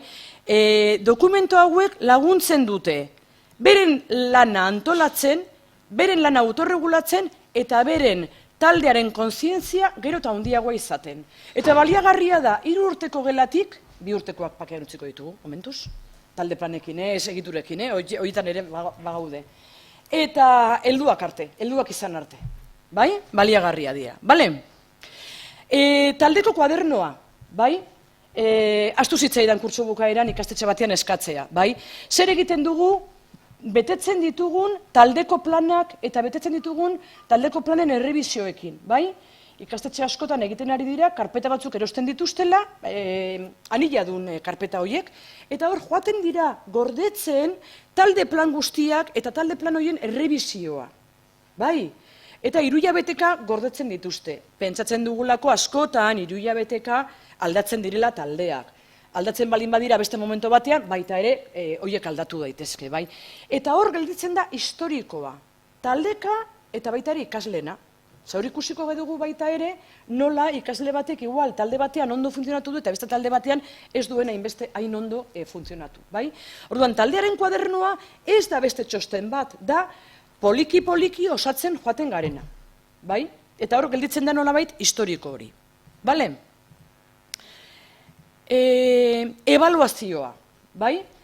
Ja, egiten dugunean talde planaren lehenengo errebizioa ebaluatzen hasten gara, bai? Hori izango zen ebaluazioaren lehenengo pausua, iaia konturatu gabe egiten duguna, bale? Nolako ebaluazioa proposatzen duguna, hor jartzen dugu, paperek eta hauek erabiltzen duten definizio bat, bai? La evaluación formativa se refiere a una evaluación cuyo principal objetivo es mejorar los procesos de enseñanza y aprendizaje. ¿Para qué? Para que nuestro alumnado aprenda más y para que nosotros, docentes y profesionales, aprendamos a hacerlo mejor. Porque en nuestra práctica siempre se puede mejorar, ¿vale? Hori da, nolabait guk manejatzen dugun ebaluazioaren definizioa. A ber, ebaluazioa zaila da, zaila egiten zaigu, bai? Nik uste dut orokorrean, edozein programa, metodologia, testu liburu erabiltzen dugula, zaila egiten zaigu ebaluazioa, bai? Eta askotan, ez badugu paper bat erabiltzen non galdera batzuk ikasleek bete behar dituzten, takikardia pixka bat sartzen zaigu. Bai edo ez, bai, ez da, oso kontrolatzailea gara. Nahi dugu dena kontrolatuta izan. Nik ere, esan nahi ulertzen dudala oso ondo. Orduan, honetan, gure rola ebaluazioan ere aldatzen da. Neurri batean. Zergatik, autoebaluazioa eta koebaluazioa bilek pisua handia hartzen dutelako. Hor ez dago bakarrik guk nola ikusten ditugun gure ikasleak, guk behaketa egiten duguna nola, eta azterketa jartzen dugunean nola. Ez. Hor, autoebaluaketa eta koebaluazioa oso importantea da. Ikusi ditugun tresna horietan, ikusi dugun talde planaren errebizio hortan, kargo bakoitzak baloratu egin behar du berak nola asumitu duen kargo hori. Baina, esaten duenean nik oso ondo egin dut, eta 3 bat jarriko dut, ondokoek agian esaten diote. Keba. Ez duzu zer egin. Zu aurpegi handikoa zara. Bai, hor, autoebaluaketa eta koebaluaketa egiten ari dira. Konturatu gabe, beraiei ez diegu esaten. Ikasleak handiagoak baldin badira, bai, eta familiei nik uste dut beti informazioa eman behar digula eta bereiekin konpartitu egin behar ditugula egiten ditugun prozesuak. Baina, ebaluazio mota honetan edo modu honetan, autoebaluazioa eta koebaluazioa oso importanteak dira eta pisu hartzen dute, bai? Pizka bat aurrerago ikusiko ditugu baita ere beste tresna batzuk, errubrikak, bai? Oraintxe ikusiko ditugu baita ere, bale? Aurrera. Bueno, atzo ere, adibide bat jarri zenuten, ez da? Jose Luis eta Jesus Mari, ez dakin hor, kooperatibako hor etorri izan eta ez dakiz zer, eta galdetu zuen, eskola honetan nola lan egiten zuten. Kooperatibetan taldea behar dela, eta taldea dinamizatzen duen pertsona bat behar dela, eta taldea lan egitean jakin behar dugula. Bueno, badirudi hori horrela dela. Gero nik ez dakit enpresan benetan gertatzen den edo ez. Baina nik benetan pentsatzen dudana, gure ikasleak ikasten baldin badute ondo taldean nola lan egiten den, gai baldin badira taldeka lan egiteko. Gero, lan individuala egin beharko dutenean oso gaitasuna handikoak izango direla baita ere. Atzo esan genuen bezala, beti egongo da lan individuala baita ere. Norberak egin behar duen lana. Orduan, bai importantea da jakitea gizartean, enpresa munduan, hau baloratzen dela. Baina inkluso ez balitz baloratuko, ni ere oso konbentzituta egongo nintzateke oso ondo egiten dugula hau guztia planteatzerakoan. Eta gainera, irakaskuntzan gertatzen zaiguna da, hau ez dela ikusten. Esaten dugunean gizarterako eta herritartasunerako gaitasuna. Autonomiarako eta ekimenerako gaitasuna. Ikasteko gaitasuna. Zer da hori? Ez alda oso abstraktoa. Bai edo ez? Gu berritzegunean, dekreto berria atera zenean egon ginen irakurtzen, bai edo ez? Azpimarratzen, gure artean lan egiten, zenbat ordu pasa genitun, bai? Dekreto berria aztertzen. Gaitasunak, bueno, irakurri ditugu liburuak, Perrenot, jo que se, bai? Hor egon gara. Eta ikasteko gaitasuna. Gizarterako eta herritartasunerako nork erakusten ditu? Nola erakusten dira gaitasun horiek? Eta talde lanean aritzeko gaitasuna, pues, más de lo mismo. Bai? Edo ez? Bai, ni neuke erantzuten dut, bai? Claro, hau guztia egiteko, ja, esaten dizuenik zuek esan baino lehen, bai? Zesango zen idakete, eske Maribi, hori guztia egiteko kriston denbora behar dugu. Eske ja ezin dute zerita. Ja ezin dute zerita egon. Bueno, bai, denbora eramaten du. Karo, nik, ez dakit, unitate didaktiko baten hasieran, nire egelako talde bakoitzari, esaten badiot talde plana egin behar duela, eta urrengo astean talde plan hori errebisatzen dut, eta urrengo astean berriro errebisatzen dut, eta taldean zehar saio kooperatiboak egiten ditugunean, ebaluazio txiki bat zikera egiten badut, hortan denbora inbertitzen ari naiz. bai? Inbertitzen ari naiz. Badakit, pentsatuko dezutela, bai, zuk esaten duzu inbertitu, baina da diru denbora bat gastatzea, bai. Baina begira, behin ikasleak ikasten dutela prozesua, ez duzu berriro errepikatu behar. Bai egia da, hasieran kostatzen zaiela, nola ez? Guk egin beharko bagenu, kostatuko zitzaigun baita ere, bai edo ez? Baina honetan inbertitzen dugun denbora oso ondo inbertituta dago, bai? Konplexua da, taldean lan egitea konplexua da. Egitura zertan datza ondo ikastea konplexua da. Ari gara erabiltzen oso ikasle txikiekin, oso txikiak dira. Andereñoak, batez ere horrezkuntzan, gizonezko batzuk badaude, baina gutxi. Eta lehenengo zikloko irakasleak ere oso sormena handiko irakasleak dira. Eta asmatu dituzte oso tresna politak, beren ikasle txikiei hau guztia adierazteko. Ikurren bidez, emotekonoen bidez, marrazkien bidez, eta ikasle txiki horiek ulertzen dute zer eta nola egin behar dute. Nola ba ez duten ulertuko, eskeneri ikasturte honetan eta aurreko urtean tokatu zaiten zutea. Jo, DBH-ko laugarren mailakoekin ez du merezi, Maribi. Ateratzear daudeia. Hau, iraian esan ziaten ikasturte honetan, Nola ez duela merezi? Nola ez duela merezi? Ikasle horiek merezi dute berdin-berdin besteak bezala. Merezi dute gure esfortzu guztia, benetan sinesten badugu hau ona dela beraientzat. Denbora behar dela? Bai. Gastatzen dela? Ez. Inbertitu egiten dugula. Benetan esaten dut, Unibertsitatean berdin pentsatzen dut, bai? Unibertsitatearen estruktura eta funtzionatzeko era oso desberdina da, bai? Baina benetan pentsatzen dut oso baliagarria izan daitekela zuen ikasleentzako baita ere, bale? Taldean lan egiten gaitasunak, gaitasun hori erakustea, zer suposatzen du? Ba, gure ikasleak tesitura honetan jartzen ditugunean aurkituko dituzten trabak, izango dituzten erresistentziak, atzo nire lankideek esaten zutena, batez ere oso ondo dijoazten ikasle horiek ez dutela nahi. Eta ez horregatik bakarrik, 6. maila batean, agian esaten diezu taldeka jarri, eta batzuk beriatzen dizute, konojos asesino, zergatik asko sufritu dutelako, esperientziak dituztelako non taldeka jarri dituzten, eta lana ez da egituratu. Lana ez da banatu, ardurak ez dira banatu, eta igual batzuei tokatu zaie besteen karga eramatea. Orduan, nola ez duten izango ba erresistentziak? Klaro, baietz, guk izango genituzke baita ere, bai? Nola lortzen da erresistentzia horiek gainditzea? Gure praktikarekin. Beste mota bateko praktika honekin, bale? Orduan, guk zeremu horren bidez laguntzen diegu sortzen diren zailtasunak eta arazoak gainditzen. Eta, esaten dugu, oinarrizko gaitasunak lantzen ditugula. Bai, nik hemen jarri ditut, oraintxe aipatu ditudan 3 horiek, eta hizkuntza komunikaziorako gaitasuna. Bale? Beste guztiak baita ere, baina hauek dira niri kezkatzen nautenak, bai? Nola lantzen ditugu oinarrizko gaitasun hau? Atzo ere esan genuen, lantzen direla, nola lantzen ditugu? Talde kooperatiboetan lan egiten. Benetan kooperatiboak badira, bale? Taldekideak sentitzen badira, bai? Baldin badaukagu ikasle bakar bat. Benetan ez dela ondo sentitzen, benetan ez duela bere burua gai sentitzen ekarpenak egiteko zerbait aldatu egin behar dugu. Berarekin ez dugu asmatu, bai?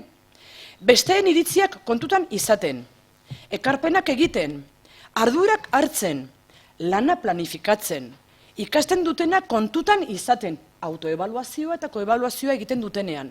Gero ikusiko dugu nola baita ere. Egiten dutena ebaluatzen, bai? Eta lana nola egiten duten ebaluatzen eta hobetzerako estrategiak pentsatzen eta martxan jartzen. Eta hortan guk laguntzen diegu, bai? Hau da, gaitasunak lantzen dira horrela. Eta hausnarketa pertsonala egon behar da tartean.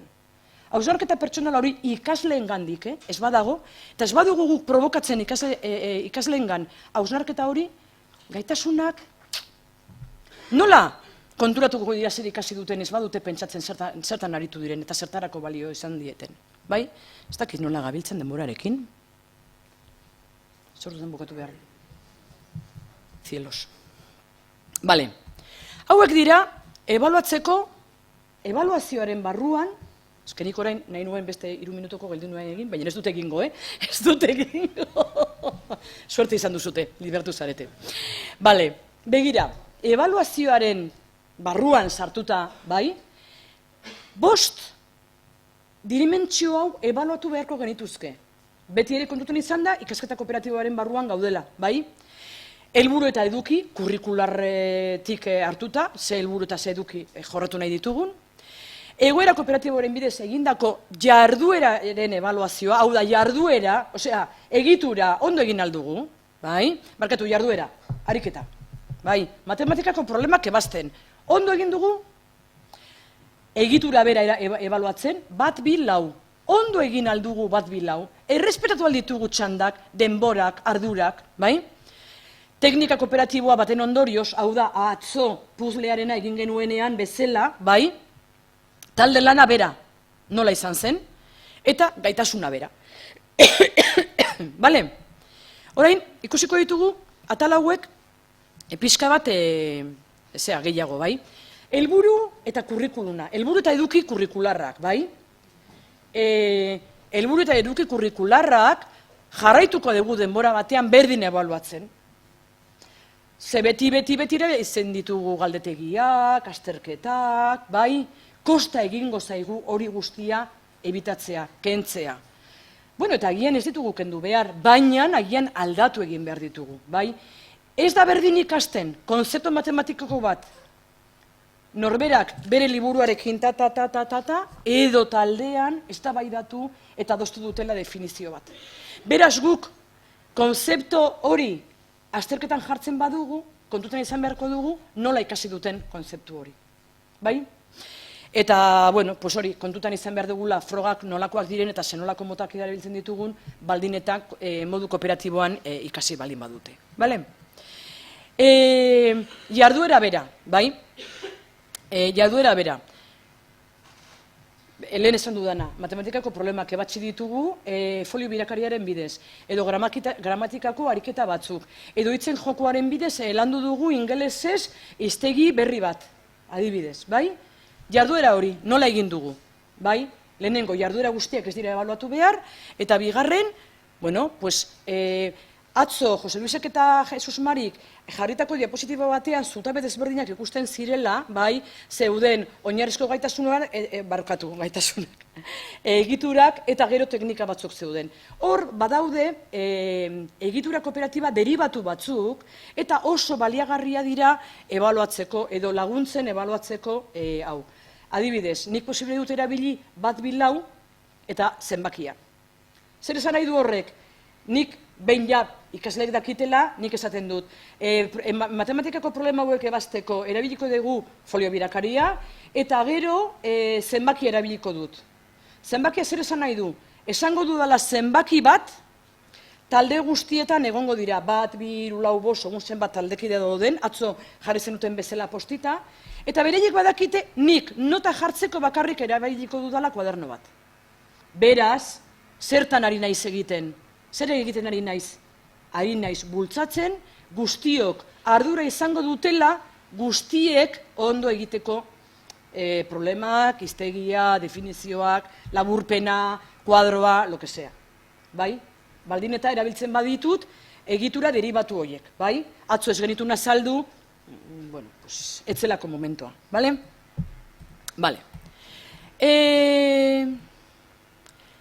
Egitura bat, edozein egitura erabiltzen dugula, bai?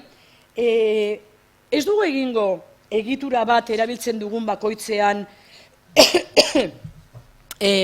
egitura hori ondo erabili dugun edo ez ebaluatu. Baina bai noiz benka, bai? Eta hemendik aurrera erakutsiko dizkizuedan dokumentuak dira errubrikak, rubrikaz, bale? Seguro ezagutzen dituzute zer diren errubrikak, bai? Errubrikak dira, olako kuadro batzuk, bai? Ez dakit ondo ikusten dan? Ikusten duzute pixka bat, ez? A ber.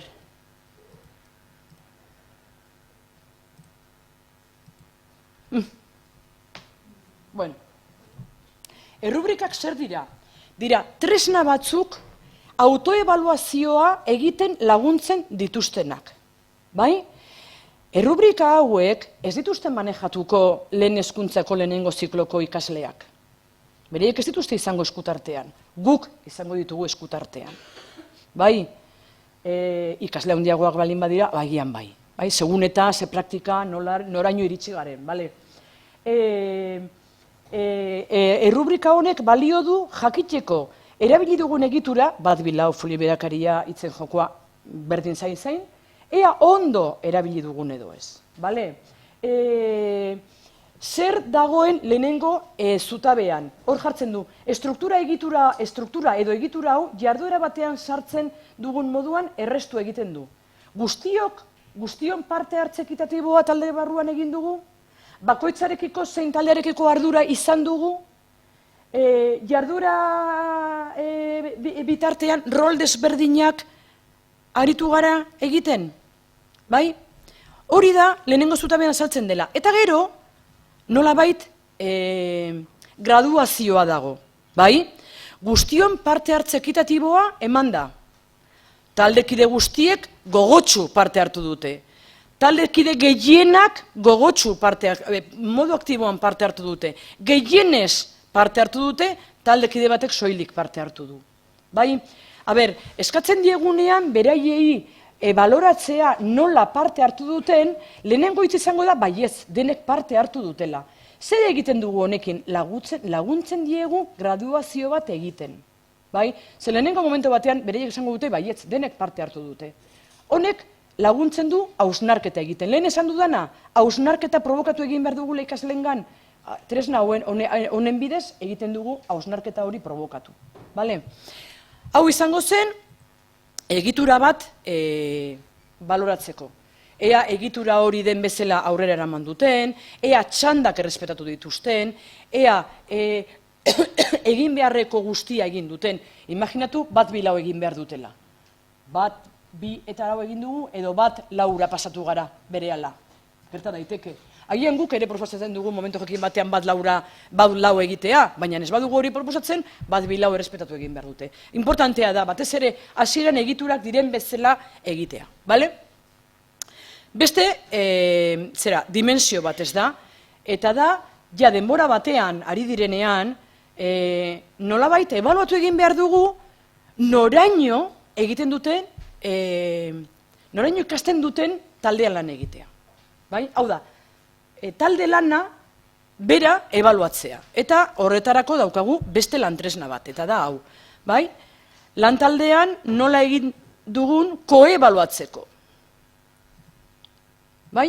Hau, pixka bat luzeagoa da. Berriro diote, honekin izutzen arituko zarete. Seguro, bai. Hau ez da fotokopiak atera eta ikasle guztiei emateko, edo talde guztiei emateko. Hau da, lantresna bat guretzat eta ikasleik laguntzeko beraien autoebaluaketak egiten, eta koebaluazioak egiten. Gero, guk ikusiko dugu, segun ze adina edo segun zer lortu nahi dugun, agian momentu jakin batean ematen diegu. Bestela pantailan jar dezakegu, edo bestela txartela handi bat egin dezakegu hainbat gauzekin. Nola uste duzu ibili dela taldea? Taldearen implikazioa. Erabakiak hartzeko eta planifikatzeko eztabaidak nolakoak izan dira. Taldearen autonomia, edo egon da beti denbora guztien irakaslea zuen atzetik, koebaluazioa. Eta hemen lehen bezala, lehenengo zutabea da, nolabait, itemak markatzen dituena eta graduazioa dago. Lehenengo hartzen badin badugu, esaten du, nola uste duzu ibili dela taldea? Ondo. Guazen ikustera, bai? Taldeak antolatu eta elkarri lagundu dio? Aurkeztutako lanak planifikazio ona eta taldeko kide guztien konpromisoa altua erakusten du? Edo ez? Talde antolatu tal, edo, graduazio bat dago. Batera, joaten bagara, esaten dugu, taldeak etengabeko gatazkak dauzka. Eta irakaslearen laguntza behar du denbora guztian. Eta lana, en fin, iaia norbanako lana izan da. Orduan, lau zutabe hauetan dagoena da graduazio, eta graduazio honek balio digu guri beraiei pistak emateko. Beraien ebaluazioa ez izateko tita batean egiten den hori dena ondo. Neko kritikoak izaten dira bestaldetik beraiek, Bueno, lehen esan dugu gaitasun bat zegoela honen atzetik. Hau da, kooperazioaren gaitasuna, bai? Gaitasuna garatzen da talde planen bidez eta talde planen errebisioen bidez. Lehen esan dugun bezala, bai? Eta honen barruan badaude dimensio desberdinak, hau da, oinarrizko taldea, gela osoa eta talde txikiari nik eta besteak egiten dion ekarpena. Ez dakite ondo esplikatzen nahi zen, bai? Taldeko lanean 3 dimensio daude, bai? Talde txikia. Talde txikiari norberak egiten dion ekarpena. Gerta daiteke talde bat aurreko zeran jarri dugula bat, baina bertako kide batek kriston esfortzuak egin ditula talde hori ondo funtzionatzeko. Ez du lortu, baina kriston esfortzuak egin ditu. Beraz, pertsonalki izango luke gaitasun honetan balorazio handia, baina taldeak igual ez du hain altua. Bai? Hori gerta daiteke. Orduan, hortara dijoazte beste hauek ja ikusi ditugu, eta berriro diot, elkarren arteko mendekotasun positiboa helburuetan, roletan eta norbanako ardurak. Eta hau egiten dugu oinarrizko taldearen funtzionamendua lehenengo planifikatzen da talde planaren bidez, eta bigarren errebisatu egiten da behin eta berriz, gero ja maiztasuna gehiago edo gutxiago izan daiteke, baina komenigarria da maiztasun batekin egitea, talde planaren ebaluazioarekin. Ez dut berriro erakutsiko, ja ikusi dut gabiltzala, un poquito. Bale? Gela, bai? Askotan, gela osoarekin kombinatu egin behar dugu nola goazen. Ze gerta daiteke talde batzuk oso ondo ari direla kooperatzen, oso ondo ari direla ikasten, aurreratzen ari dira ikasketetan, eta beste talde batzuk ez. Eta talde batzuk beren autokudeaketarako egin dituzten gauzak, hartu dituzten erabakiak edo erabili dituzten estrategiak oso lagungarriak izan daitezke besteentzako. Eta hortarako daukagu beste lantresna bat, bai? Saio baten eta talde planaren ebaluazioa egiteko errubrika, bai? Hemen ebaluatzen dira helburuak, bai? Irakaskuntzan aurreratzea. Elkarri lagundu. Ezarritako helburu espezifikoa, berriro diot, izan daiteke kurrikulumarekin lotuta edo talde horre konkretuki behar duen zerbaitekin lotuta. Eta hemen ere graduazio bat proposatzen da, bai? Taldeko guztiak egon dira oso konzentratuta eta egin beharreko jarduera guztiak egin dituzte. Edo taldeko guztiak bat izan ezik egon dira konzentratuta eta lana egin dute. Edo taldeko bat edo bi egon dira konzentratuta, edo taldeko gehienak ez dira egon konzentratuta eta ez dituzte jarduerak egin. Honek berriro ere laguntzen digu graduazio hori egiten. Gogoratzen duzute, talde plana egiten denean eta errebizio egiten denean, konpromiso pertsonal batzuk hartzen dituztela, bai, hemen berriro, lehenengo ikaslea. Berak hartutako konpromisoa ondo bete du, erabat bete du, nahiko ondo bete du, gutxi xamar edo ez du bat ere bete, bai, hortarako laguntzen du, bai, kargoekin berdin, oso ondo, nahiko ondo, etzekien oso ondo nola egin, bai, eta, bueno, horrela egiten da kargo guztiekin. Bai, taldearen nolabait ebaluazioa aterako zen gero ondoren, bai? Helburuen artean puntuazioa, ze puntuazioa hartu dute, rolen bete dituztenean ze puntuazioa, konpromisoen puntuazioa eta errubrika osoaren puntuazioa, bai? Hau izango zen nolabait taldeak nola funtzionatzen duen. Eta hau egiten baldin badugu gero konpartitu egiten da gelan baita ere, bale? Denbora guztian, ebaluazio, proposatzen ari garen ebaluazioa, denbora guztian formatiboa eta kualitatiboa da. Bai? Denbora guztian. Formatiboa zergatik laguntzen digulako gure praktika hobetzen gurea eta ikasleena. Eta kualitatiboa, kalitatea neurtzen ari garelako. Bale? Eta hau da, lehen komentatu dudan azkenekoa. Talde txiki bakoitzari, ikasle bakoitzak egiten duen ekarpena. Zertarako balio du norberak egiten duena, balio aldu zerbaitetarako, bai? Ikasketan aurreratzen, elkarri lagundu, helburu espezifikoan, edo ja konpromisoetan, bai?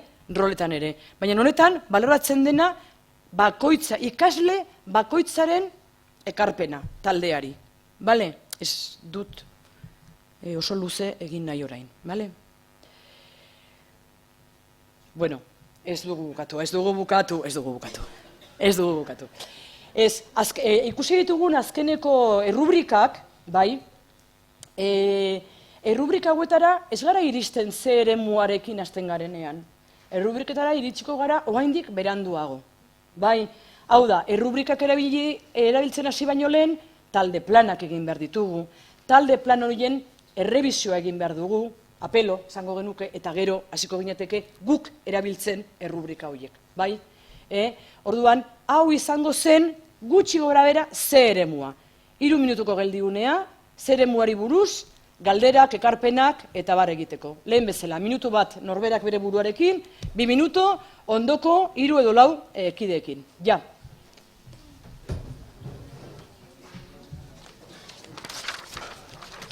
Animo, animo.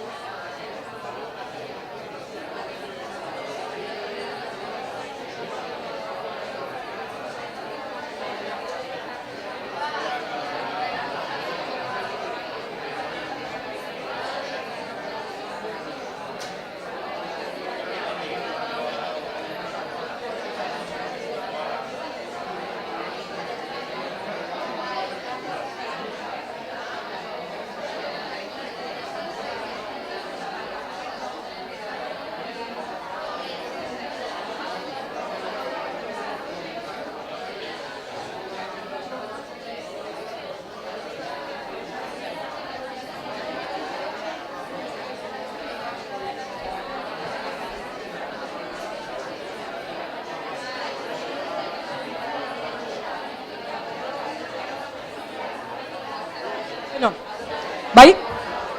Bai?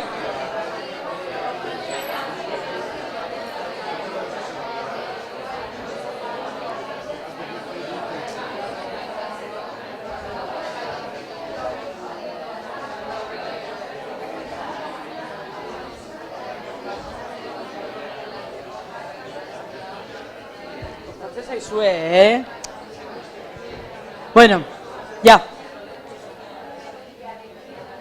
Bai? Venga, zer emuari buruzko, ekarpenak, galderak, dudak, lo que sea. Bueno, ez altzatu eskua guztiak batera ezingo dudalako erantzun. Venga. Maribi, koka gaitezen DBH-en edo batxilergoan. Errubrikak aipatu dituzu, nola baiteko ebaluazioa egiteko garaian erabiliko ditugunak, ezta?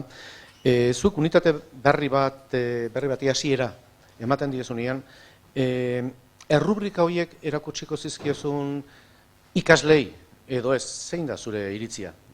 Mineria badauka, seguru asko zure iritziaren berdina izango, baina importantea iruditzen zait. Jakin behar aldute nola izango diren ebaluatuak, aldez aurretikan? Bueno, nik esango nuke, por supuesto, baietz, bai. DBH-ko ikasleak badira, ikasketa kooperatiboan ibilbidea baldin badute, ja talde planak egin baldin badituzte, eta bar, desde luego, nik uste dut errubrikak ezagutu behar dituztela, bai. Edo behintzat jakin behar dutela, gu zertan oinarrituko gara, edo ze irizpideak izango ditugu, bai? Bereik jakin behar dute, bai? A ber, ahalik eta ikasle txikiagoak ere, baina kontatuko diegu beste modu batean. Baina DBH-ko ikasleak, batxiergoko ikasleak, edo helduak, por supuesto, ezagutu behar dituztela. Eta nik uste dut, behin lehenengo sustuak kendu dutenean, taula horiek erakusten dituzu, bai? Nik horregatik joan naizola zutabeka eta gero lerroka, ez da? Osea, ematen du gauza asko dagoela eta dela kriston totxoa, baina esker gero erabiltzerakoan oso arina dira eta oso lagungarria dira beraientzat, oso lagungarria dira. Orduan nik, por supuesto, baietz, bai. Nik uste dut ezagutu egin behar dituztela. Berdin ikasle txikiagoak, baina beraiei ez diegu dokumentoa emango, baina bai esango diegu, bueno, talde plana egiten dugunean ja, esaten ari gara neurri batean, baita ere zer, bai?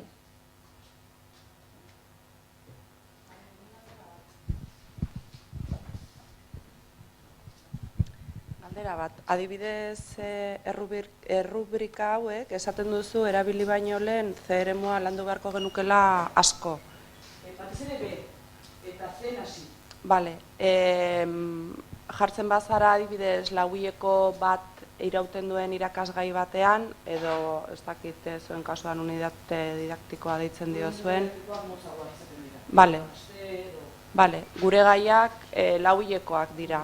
Hortaz, lauileko batean adibidez, zure ustez zein izango litzateke errubrika hauek erabiltzeko momentu egokiena? Zuen ikasleekin nik uste dut, planteatzen baldin badizue, talde lana egin beharko dutela, baldintza hauetan.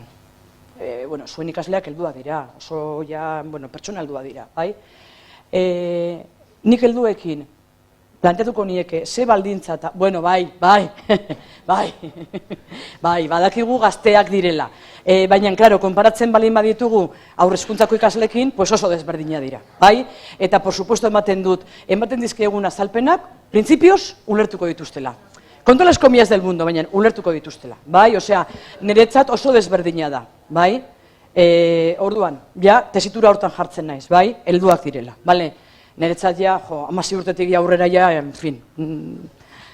Nik desde luego planteatuko nuke, ze baldintzetan lan egingo duten, talde planak egingo dituztela, eta talde planak ebaluatuko ditugula, eta rubrikak erabiliko ditugula. Osea, zuen kasuan, kontutan izan da, irakasle bakoitzak ikasgai bat ematen dula, askotan ez daukala harreman handirik beste irakasleekin edo beste ikasgaiekin, eta 4 hilabete bat irauten dula, oso aplikazio desberdina iruditzen zait.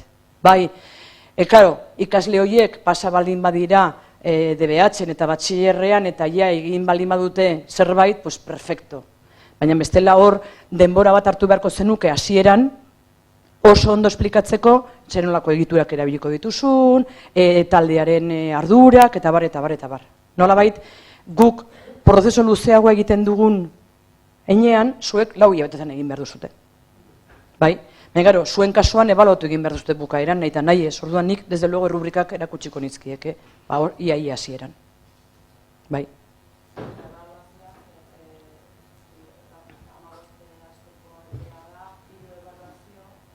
Talde planarena? Barkatu, bi asteko epea esan duzu? Ah, 15 aste, bale. Bai, eta irakasgai bat zer izaten dute? Astean zenbat alditan? 3 saio edo 3 saio? Pues igual, bi astetan behin edo igual astero baita ere. Batez ere hasieran. Osea, hasieran autorregulazio gehiago beharko dute. Kargoak ondo betetzeko, konpromiso personalak errebisatzeko, gehiago beharko dute. Eta gero joango dira asko hobeto funtzionatzen eta bukaerako partean seguro talde planen errebisio gutxiago beharko lukete, pentsatzen dut. Baina hasieran, pues igual astero ondo legoke.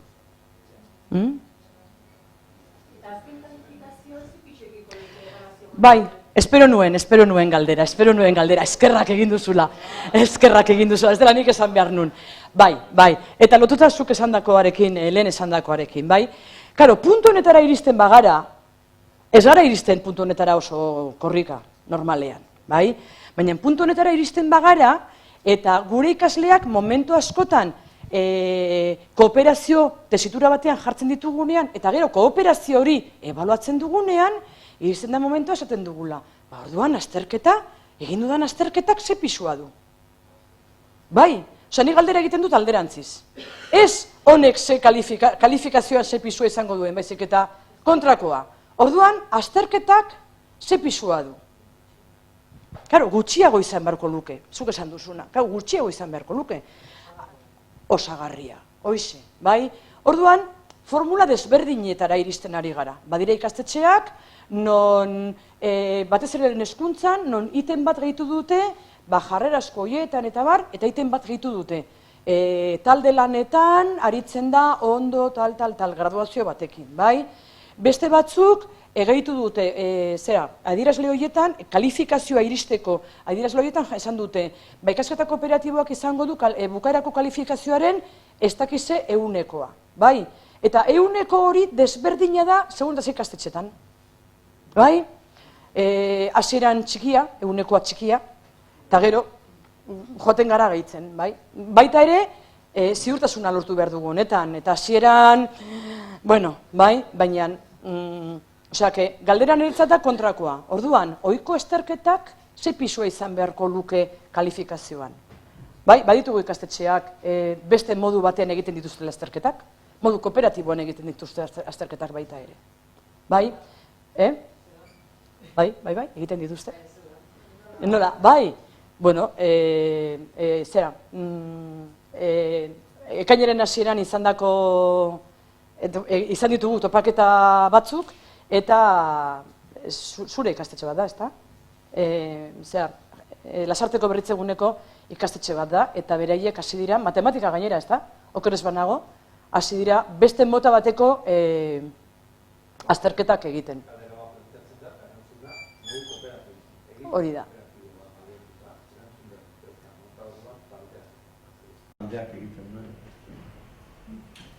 Simplea da. Bai, dala hori zintzelikatuta dago, gero emango dizkizuegu horien referentziak. Bai. Nik gauza bat esan nire, Maribi, gauza bat esan nire. Kalifikazioaren kontuan, ni jartzen ditut beti bi adibide. Bat, 4,5 atera du azterketan ikasle batek, eta lan kooperatiboan 0. Egoista bat da. Aprobatu edo ez aprobatu. Garbi dago, suspenditu egin behar zaiola, ez da. Oain, 4,5 atera du eta lan kooperatiboa bikain. Oso laguntzaile hona da. Aprobatu edo ez. Bai, ez da aprobatzen. Ez da aprobatzen. Beste adibide bat. Ikasle bikaina, sobresalientekoa. Azterketan 10 atera du. Baino lan kooperatiboan egoista hutsa. Sobresaliente garri hartzaio? Edo ez? Ez, ezta? Ados gaude. Sobresaliente hartzaio. Orduan, zer evaluazio horretan, zer baloratzen du irakasleak? Dime cómo evalúas y te diré cómo enseñas. Zer erakusten dio ikasle horri egoista izaten jarraitu behar dula? Orduan, muturreko adibideak dira, baina oso adierazgarriak. Zenbaterainoko garrantzia duen kalifikazioak, ebaluazioak eta kalifikazioak.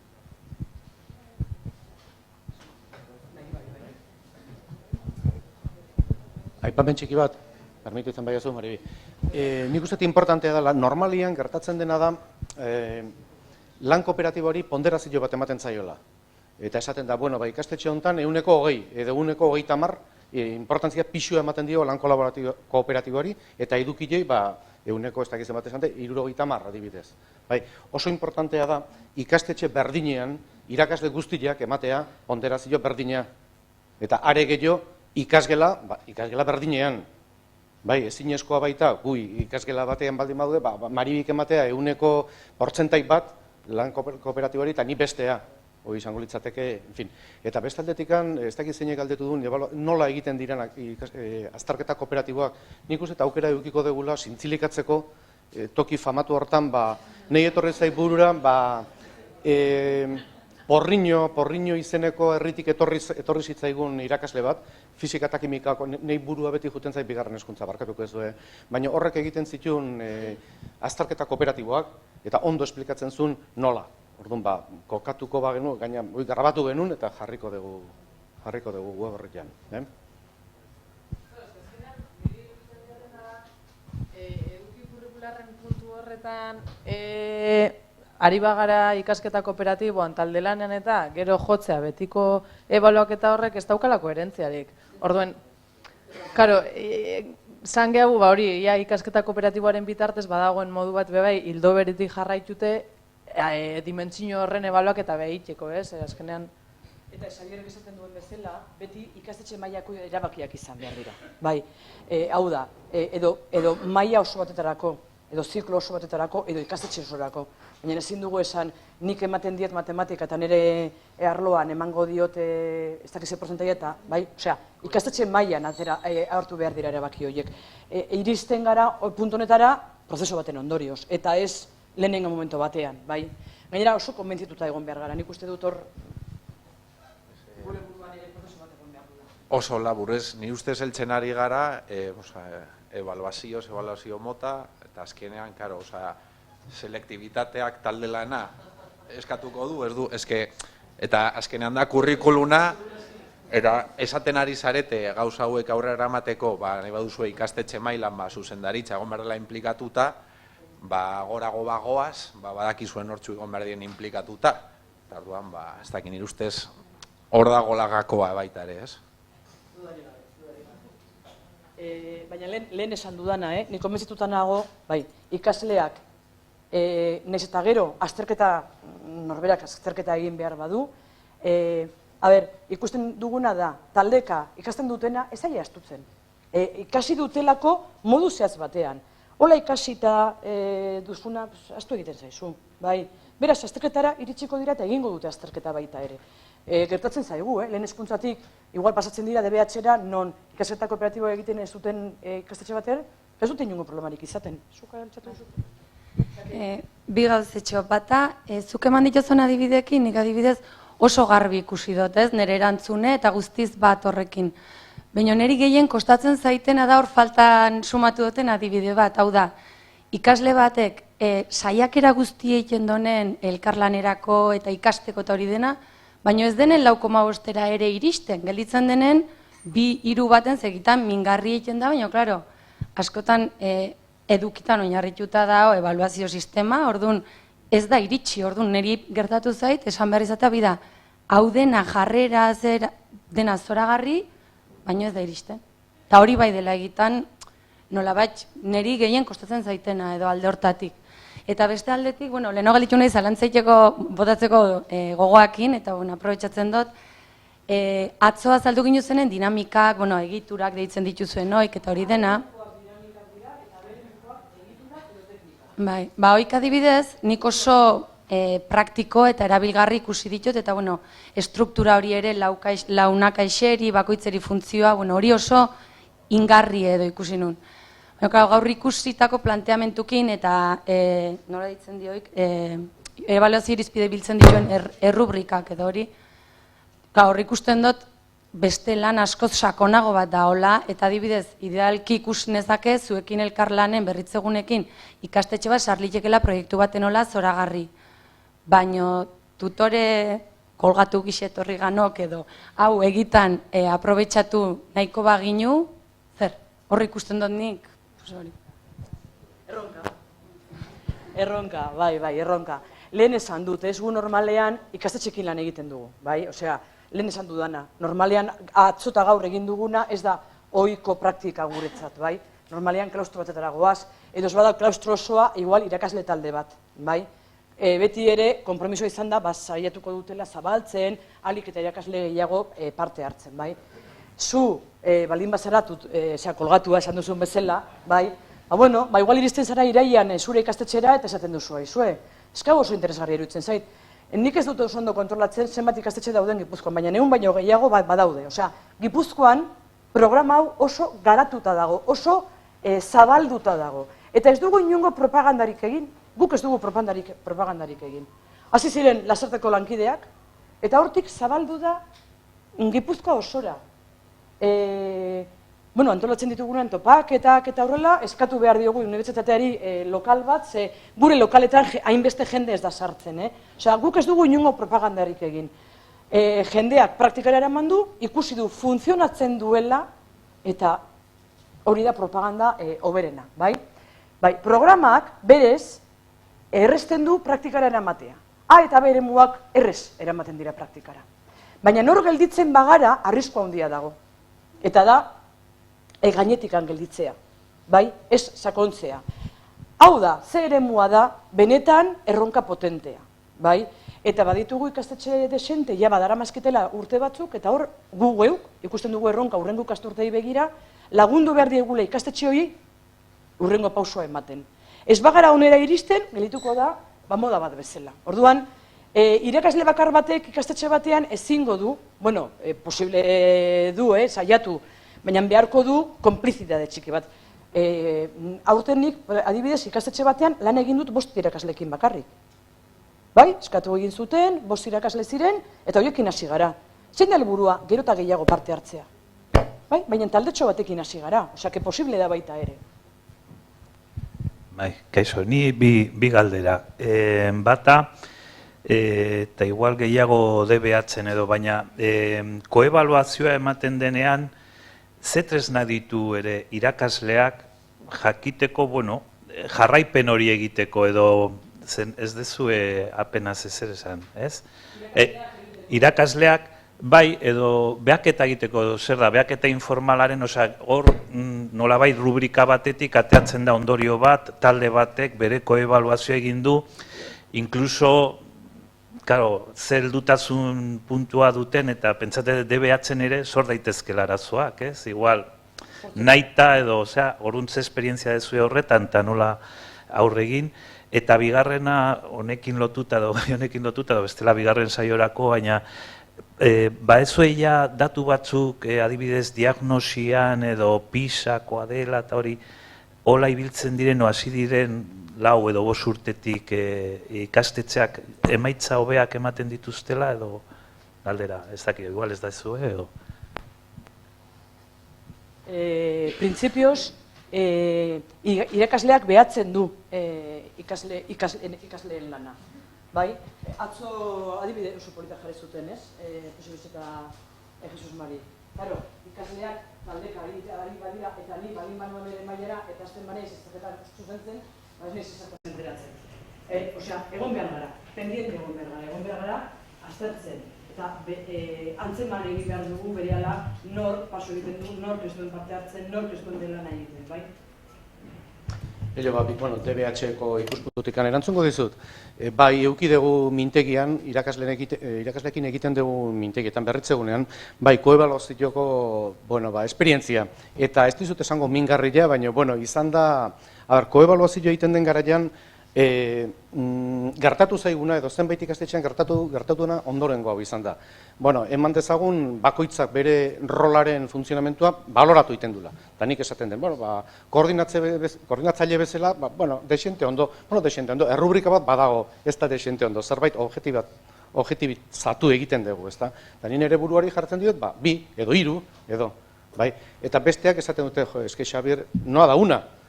Eta jartzen diogu 1, 3, 2 bat baldin badira, ezta? Hoi gertatu da.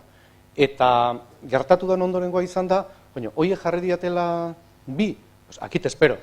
Hoi da gertatu zaiguna DBH-en. Eta besteak ebaluatzeko garaian, ni jartzen diet modu subjektibo batean 1. Igual, brotxazo, oso zabala eman dute, baina hau gertatu zaigu. Orduan, ebazpena izan da, koebaluazioa aparte egitea. Aparte egitea besteak ez enteratzeko, ze jarri diotenik honi edo besteai. Hoi da zenbait ikastetxetan gertatu izan dena. Zati, anpoleak zehatu dira, momentu hortan. Koebaluazioa egiteko garaian, ez dakit adina izango dan, edo behintzat, esperientzioi eukideu. Estadistikoki ez dakit oso esanguratzea izan dan edo ez, baina, zenbait ikastetxean gertatu da.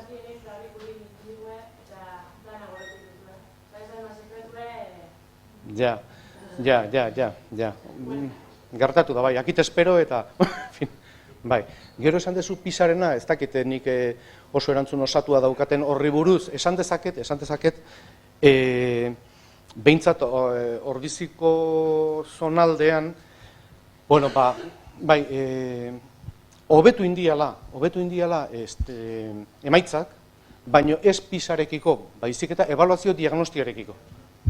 Bai, hau da, ebaluazio diagnostikoa pasa, ez urte batetik bestea, gaina ez da horrela izan, hobekuntza planak egin, eta gero hobekuntza urrengo ebaluazio diagnostikoa nola dauden, urtero pasatzen diren kompetentzia matematikoa, euskera, gaztelania, ikusi da oroar mejoria bat. Ni alata guztiz ere nahiko prudentea naiz horrekin, eta oraindikan urte gutxitan pasa da, eta ni beti esaten dute berritzeunean, ojo, taldeak igual oraindikan badu importantzia, taldeak, eta ez metodologia.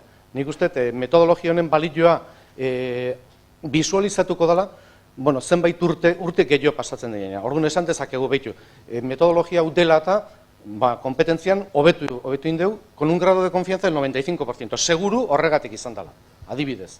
Oraindikan, urte gutxitan pasada. Eta Pisarekiko erantzuna ez daukat. Gehien bat, ebaluazio diagnostikoko proba horrekin. Bai, bizka bat, osatzeko Xabierrek esan duena, nik esango nuke, ez dugula dato zehatzik oraindik, eta ez dugula izango segurazki epeluze batean zeren, eta ikasketa kooperatiboak duen aplikazioa oso maila desberdinetan du. Nola baita esateko, ikastetxe batzuetan dago igual bakarrik departamento bat, edo ziklo bat, eta beste batzuetan egon daiteke, baina gutxitan ikastetxe osoa. Orduan, oso zaila da variable aldagai hori kontrolatzea. Baina beste alde batetik, batez ere Pisak, eta ebaluazio diagnostikoak ere bai, neurri handi batean, zer ebaluatzen duten kontutan izan behar dugu. Eta ebaluatzen dituzten kompetentziak dira irakasgai edo arlo batzuekin lotutako kompetentziak. Matematika, hizkuntza eta zientziak. Baina beste zehar kompetentzia horiek orain arte Pisan inoiz ez dira ebaluatu.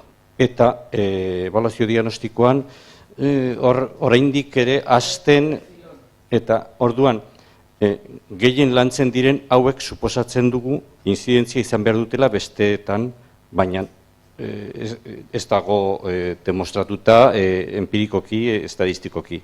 Orduan, nolabait, baina baita, pentsa dezagun, Pisa, danok dakigu, OCDE-ren eraginez sortuta dago, eta neurtzen dituen aldagaiak dira, konkretuki, matematika, hizkuntza eta zientziak. Eta matematika eta hizkuntza beti, eta batez ere urtero, eta besteak gutxiago. Orduan, aldagai hori oso kontutan hartzekoa da.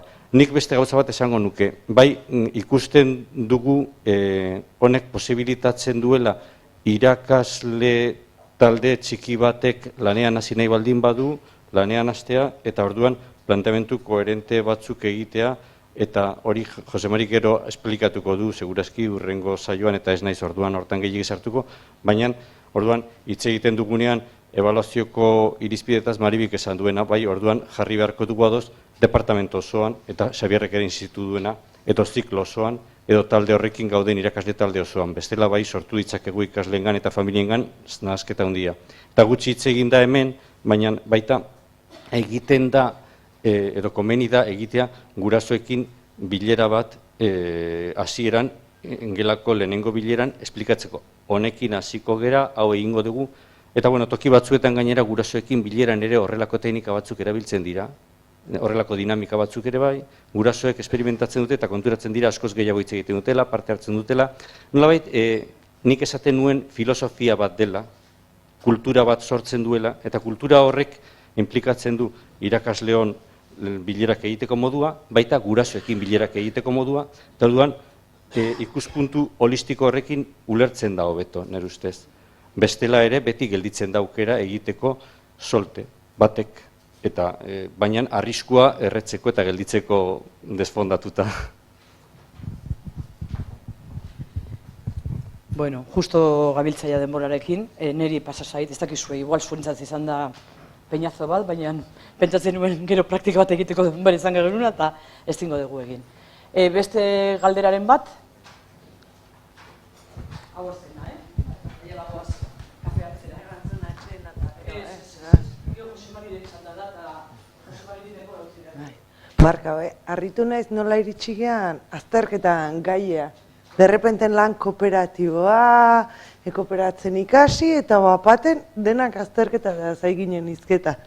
Eta beti gertatzen da bezala, uste, ebaluaziotik pasagala betiko kalifikazioa, ez?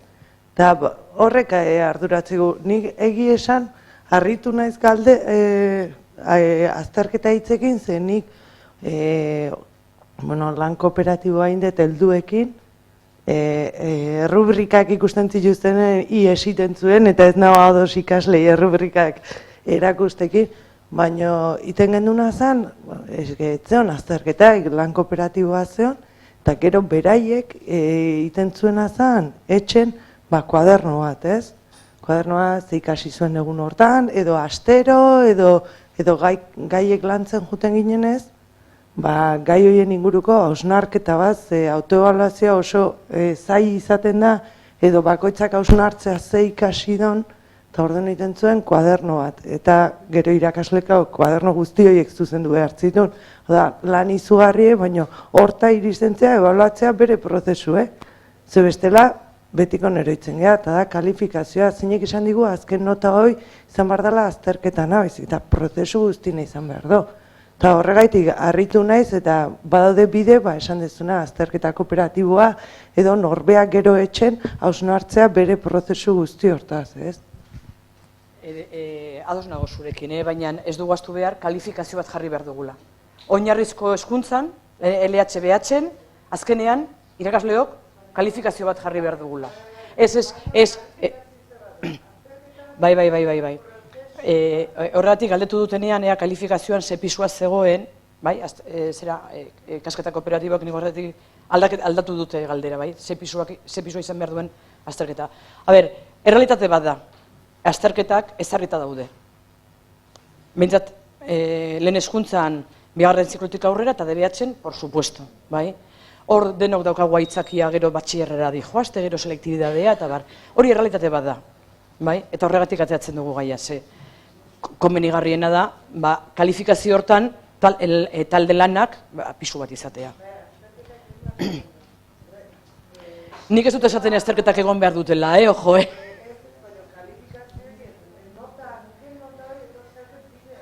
Bai, dudari gabe.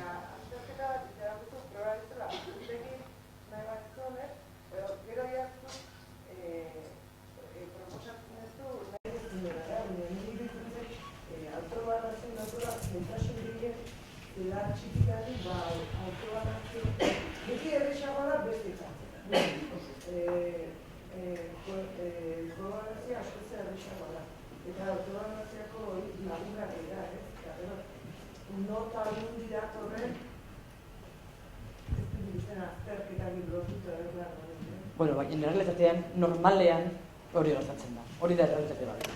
Osea, bai.